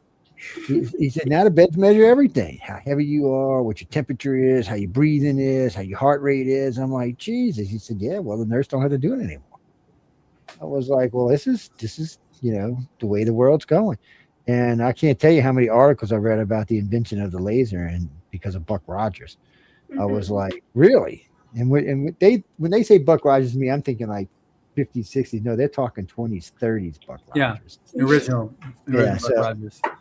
You have to flash your brain back to there. But there's so many inventions came from this. It's just one of the great things about science and science fiction. 100%. Well, the authors make you see it, the artists make you visualize it, and the science make it into reality. You can't really ask for a better way of going about it. Let's be honest. It seems to work well. I don't think it's one of those things that if it's not broke, don't fix it. Yeah. Just leave it alone. Let it work the way it's supposed to. What's that, Janine? You mean Writers of the Future? So Writers of the Future, we always say Writers of the Future. It's actually Writers and Illustrators of the Future. We kind of shortchange the illustrators a lot of times. Yeah. Because the book is called Writers of the Future, but the contest is Writers of the Future, Illustrators of the Future, or Writers and Illustrators of the Future. So the poor illustrators get slapped around a little bit, but other than that, they're treated really well. Well, what we did to make up for that our egregious omission was we put all the winning art now is at the very front of the book. So now you see in 4 colors. We didn't used to do that, so then we made it like that. And so this is the art, so people can see this front and center. It's just amazing. The thing is that there's all kinds of art. There's no like this is the one type of art that you're going to see. So it's everything all types of art. It's just just originality is a big thing that's being looked for, and so that's what we kind of did to make up for not so we didn't give the illustrators a second fiddle type of a positioning there. I just kicked them damn illustrators, man. Get over there to the curve, man. Gotta go now, I guess. What's that, Janine? No. Anyway, get back to what I was saying. So no, you go to writersfuture.com. You can Illustrator, author, everything's right there that you need to know. Yeah. And every way to submit knowledge right there, and it is true. So when it goes to the judges. Yeah, not the coordinating judge. When it goes to the judges, they have no idea who you are. They don't know how old you are. They don't know what color you are. They don't know what sex you are. All they know is either you're a really good, talented artist, good enough to get into the contest, or a good enough, talented author to get into the contest. That's all they know. And then they judge. And remember, people, these are professionals. These aren't rookies. So they actually know what they're looking at. And it's interesting to listen to all the judges because when you hear them talking about stories, believe it or not, judges get their favorite stories in groups. And it's not always the same story for each judge. A lot of times you'll talk to 8 judges, they'll have 8 different favorites. It's so I don't even know how to come to a vote sometimes. I really don't. And this is the first year I actually read the stories before I looked at the pictures. I wish I'd have done that in the past, but it's the first year I actually thought about it. Because I wanted to come back and see how hard it is after I read the stories to I still screwed it up, so I'll just be honest. That's about half right. So it's a good thing I'm not an author, apparently. And sometimes concepts are different. Good, John. Yeah, the thing also about the contest is like you got the 12 writers, the 12 artists, and it's you have the grand prize winner. I mean, that's for this contest. You got the grand prize winner, but in terms of a career, right now, all 12 writers and all the illustrators have the same amount of push to get going, to launch a career. And so sometimes it's, like sometimes the grand prize winner gets a little head start, but sometimes it's the third place, second quarter. It doesn't matter. It's just like, how much is the person willing to take what they've got and run with it? And the illustrators, it's all like, it can be like the Kentucky Derby, the just last one where you had the guy in the last place came up at the very end and he won the race. It was like, I don't know if anybody watched that. That was crazy, how he just came up and won the race and became the champion. So it doesn't matter. It's just that right now we're getting so much media. We're getting more media this year than we've ever gotten before for our winners. And, the radio and, if anybody's got something else coming out, then we'll take that and we'll push that as well as on radio and on the Author's Quill, because this is going both to TV as well as radio right now. So this is what on TV, Joe, that we're reaching on this show, probably anywhere from 40,000 to 250,000. We're still developing the audience, so it's hard. And it fluctuates a lot, but that's where we are these days. But the radio is about 4 million. Yeah, and well, yeah, this show, now that we added into 10 new servers, I think we're sitting at like 5.1, 5. I don't know, somewhere up in there. And but we picked up so like we're in places like Jakarta now and Buenos Aires and San Pablo and places that we weren't, in cities that have populations of 30 and 40 and 50 million. So and what gets me is how many, like Michelle showed the other day, I was doing her stats, and they're listening to her on her afternoon show in Jakarta at 8:30 in the morning. Well, they had 61,000 people listening. They don't even speak freaking English there. And they had 61,000 people listening. I'm thinking, who's translating? And it's to me, it's, when you see European audiences is one thing, and even Asian audiences, because, almost all Europeans speak some English, or a lot of Europeans do. A lot of Asians speak English, but when you get into the African countries and even the South American countries, there's not as many of them speak English. And so it's just crazy. It's like Cuba. We have a huge audience in Cuba. There's not even that many people there. And I'm like, God. And now I don't even know if they can listen to us right now because they ain't got no fuel. So we may be losing out. But, places like Venezuela, which we just invaded, even in Iran, we have audience. I don't know if we do right now because everything's shut down over there, and I haven't looked. But I mean, we had a decent audience in Tehran. I mean, it was 30, 40,000 people. And I got 40 people there in North Korea.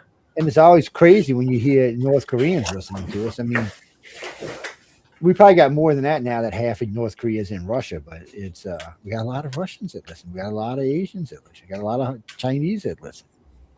Hey, John. Yeah.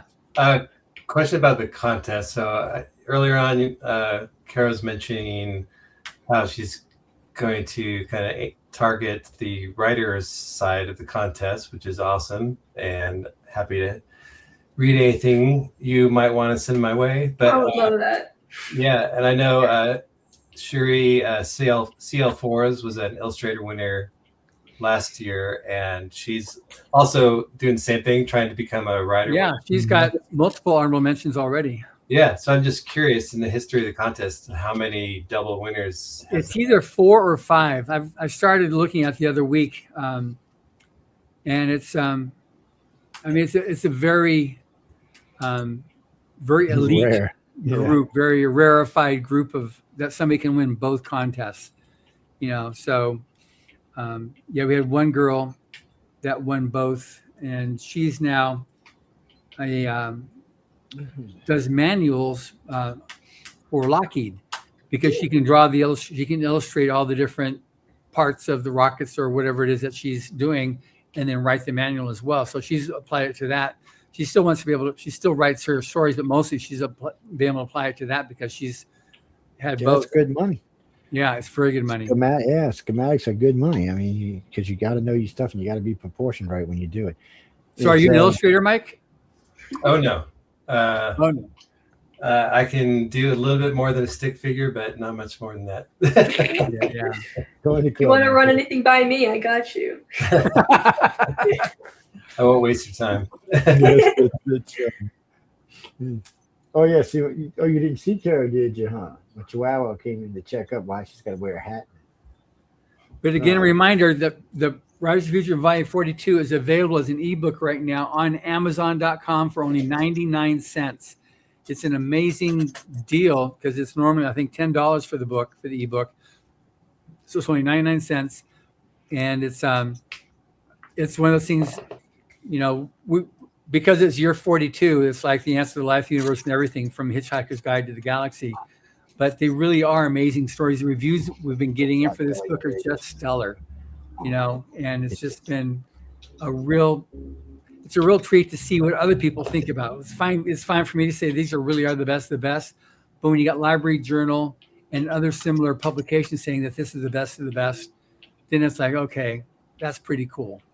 And so these really are. If you like science fiction or fantasy, I can promise you that you're going to find something that you're going to like that fits your taste, because it's just all across the board of top-notch writing. It's not like you got, this is pretty good, this is pretty good, this is excellent, this is like, it comes with a ride. They're all like top-notch stories. And that's one thing that makes our books unique. And definitely read it cover to cover, because they save some of the best stories for the last. So. In your humble opinion again. That young lady's problem right there. You're going to be wearing a hat, baby. So just, Oh, the dog. It's going to be, when you get the hat on later, just remember her Is it going to fit her? She's a little bigger than the other one. Yeah, she is. But my black one's actually quite a bit smaller than this one. She's the big mom, and Lola's the little skinny thing. She's Princess Fiona with her servant Lola. Yeah, so she has a little servant named Lola that's about 4 pounds. She's about 10. She big mama. Say big girls need lovings too. Oh yeah, I know all that. Don't give me the face. We've got dogs like this big. You only have big dogs. Wow. Yeah. Yeah. Well, that's all I ever had when I was young was big ones, but now I just got little ones. Yeah, we got a Saint Bernard over down the street that I hang out with all the time. But our dog, we've got one that's about this big, one from, I actually can't really measure it, but she's a Border Collie lab mix, and then a Beagle. So we've got kind of just the whole. Yeah. The whole realm. Well, yeah. Saint Bernard, you come and you stick out the little casket under the collar. Yeah. Well, what do we got today here, Saint Bernard? Yeah, he's such a big baby. He sheds all over the place. Oh, they drool more than they shed. Those things, they like to drool. I have pictures of drool coming out of his mouth like that far, and he'll just come and lay down on your leg, and so now you just have a streak of drool that you need to wash out. But he's cute, so it's fine. You have pets, Mike? Just 2 cats. Oh, what colors? They're tabbies. They're brothers, litter mates. We love to travel. Travel's my main passion after writing, so it's easier to travel. Leave your cats behind for a few days than a dog. It is. Dogs are a pain in the ass to leave behind. Yeah. And that's if they don't destroy your house when you leave behind. Oh, you're gonna come see why you're gonna wear a hat later? Come here. I actually learned that our work used to keep cats around in the factory because the cats would hunt the mice. Yeah. Yeah. So I thought that was really cool, just being like, you go to work and there's a cat there. But they stopped because the cats kept making messes. So. But just think that those are all ex-mices. Exactly, yeah. We've got a cat and chickens. There we go. A hat will fit on that. That's Lola. That's Lola. That subservient Lola. You just a little bit. No licking. What? Oh, I know because I'm sparrow riding is what I am. She thinks she's a freaking cat anyway. She walks on the edges. She gets on the back of the couch. She just walks on the windowsills. I'm like, dog, you're not a cat. Our Beagle does that too. she just don't get it. She says, I'll go wherever I want. Oh, you good? Yeah, later you're gonna be wearing a hat. It's her fault. Remember that. Yeah, they can take some pictures of you. One of the pictures that she painted there that we saw earlier before you came on was a Chihuahua with a baseball cap. Yeah. Yeah. She's gonna be riding loose with one there. I'm gonna put the Mercedes-Benz one on her. I got a couple of caps laying around the house. It's a cool picture. Yeah, so the bill is over the tail, and so it just goes on backwards. And the funny part is my regular hat probably will go from her neck and cover her butt too. I mean, she's only this long. Yeah. Fiona, on the other hand, she's a big girl. But when we first got Fiona, when she's a little puppy, I said she looks an awful lot like one of them heifer cows, the milk cows, because of her colors. I was like, "You sure it's dark hair?" Like, yeah. Now I see she's a big old girl. She looks like she's got some beagle in her, but she's purebred. I'm like, That's what happens when you get an Alabama dog. The other one's from New Orleans East. Get closer. So how do we find you, Mike? What's your social pages and stuff like that? So my website is strick.land. It's just my last name with a period in there. It's actually on the screen there under my name. Pretty easy to remember. Yeah. And I got links from there to I'm on Instagram and a couple others. You can link off from there. So. It's always good to have a little social media so people can experience your work and know who you are and learn a little bit about your bad habits and stuff like that. And how come you got 5 wives and 15 children? I mean, they like to know that kind of stuff. It's and 31 grandchildren. People get like, wow, 31 grandchildren. That's crazy. And I am on Substack as well. I send out pretty regular updates there. Again, you can link to that from my website. But good. Anyone interested in that? www.strick.land. Yep. Cool. And then Karah, the Karah with no social media presence below there. So how do we find you? Just my Instagram so far. I'm working on finding more places to put my stuff, but at the moment I'm just building a public portfolio. So good. So on Instagram, how do we find you on Instagram? Let me check what my ad is. I don't actually have it known. It's just at Karah J. Richardson. Okay. Yes. And remember, guys and girls, Karah, it's in the not chat. Karah, it's Karah. Yeah, Karah. Okay, good. I get Karah all the time. It's kind of unconscious to nod along. Yeah. And it's Supergirl. What are you complaining about, man? What a deal. Look at that. Wow. You're welcome. Yeah. Buy now. Exactly. While they're still in stock. Yeah, I'm just cruising through Mike's site right quick before we get out of here. So when's your book signing there? What is that date there? You said go back up? I've been visiting various bookstores trying to put together some kind of bookstore signing, which I haven't. Yeah, right there. Book signing yet. Yeah. It's that one is kind of more it's a very small thing. It's in my mother-in-law's community, like senior community. Yeah. There's some couple authors in that building, and so I just pitched the idea of, well, why don't we just have a panel with those authors plus me? And so not like any kind of big major deal, but just kind of get my feet wet. And well, that's fine. You do that stuff there, but you can bring your books there and you might sell, 5-10 books, which is it's as good as any bookstore event. Yeah. The difference is you keep 100%. Yeah. While you're scrolling there, the next book below this one on screen, Into the Deep Dark Woods, that's anthology come out this summer. Kevin J. Anderson is one of the editors, and the cover art was done by Shuri CL4s. So cool. And a connection to the contest there. Yeah, she just did that last master's class that Kevin teaches in Colorado. Yeah.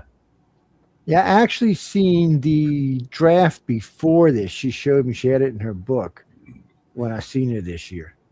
And because she was showing me something else, and I noticed, and then she told me what it was for.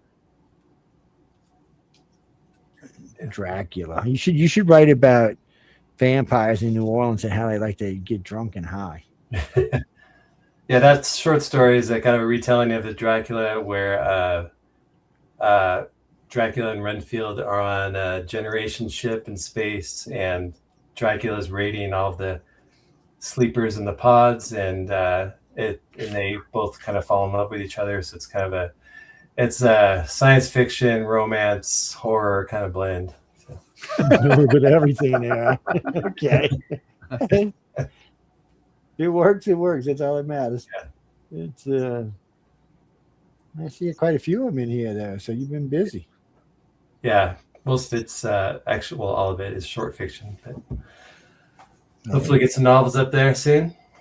Yeah. It's always good to have stuff to sell. People like to see things for sale. Yeah. It's Absolutely. Oh, get in there. Oh, newsletter. People get a newsletter. Now, on the vampire thing, Anne Rice, she's got a lot of vampire books out. And one of the things she talks about is how the vampires like to bite people in the French Quarter in certain places so that they can suck the blood, so that the alcohol and drugs in their system they can share with the vampire. They don't kill anybody. They don't leave marks in obvious places you can see. But it's funny because when I interviewed the head vampire in New Orleans, just before the vampire ball, they drink real blood. They actually have their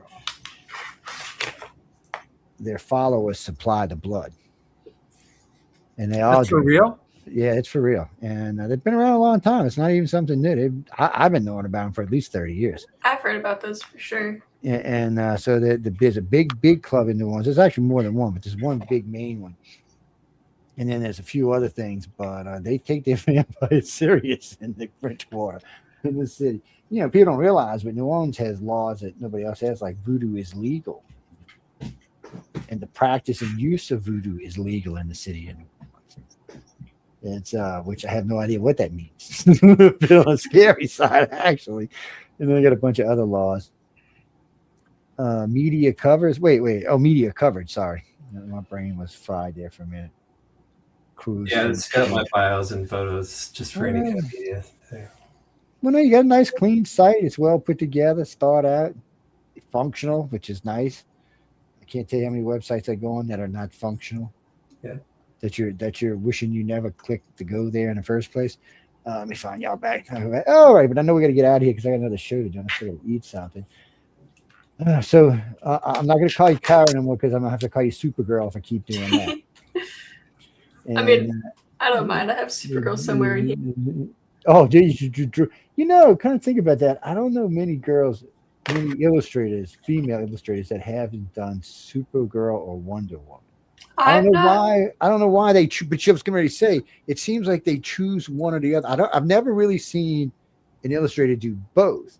It's like girls identify with this one or with that. I guess it's like guys with superheroes too. They have their favorite. I never really had thought about it like that.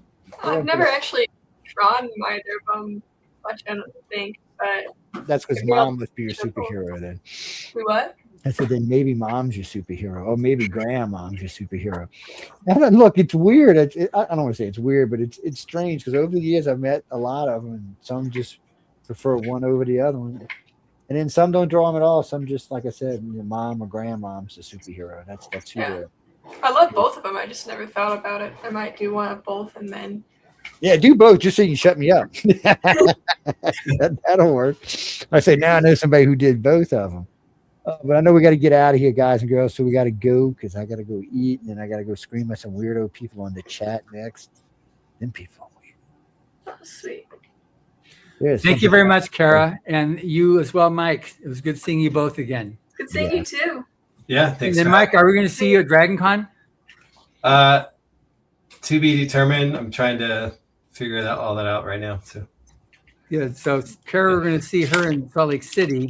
So we're going to be in Salt Lake City. We're going to be at San Diego Comic-Con next month, and then we're going to be in Salt Lake City FanX. So those are the three main places, and then we'll probably be also up in Toronto at the Comic-Con up there.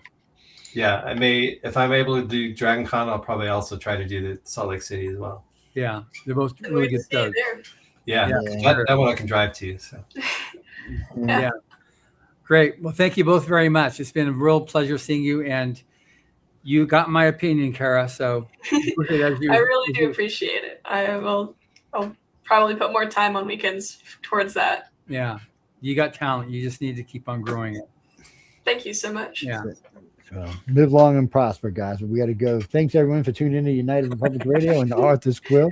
I hope everyone enjoyed the show. Of course, if you got any moans, groans, bitches, or complaints, you know who to write to. Michelle DeRoche. That's her job. She deals with all of that. And she loves when y'all write to her and tell her wonderful things like that. She really does. So please please feel free to write to her, because you already know what I'm going to say if you write to me, so don't waste your time. On that note, I will see y'all in the chat in about 45 minutes. Good afternoon, everybody. Do my own music.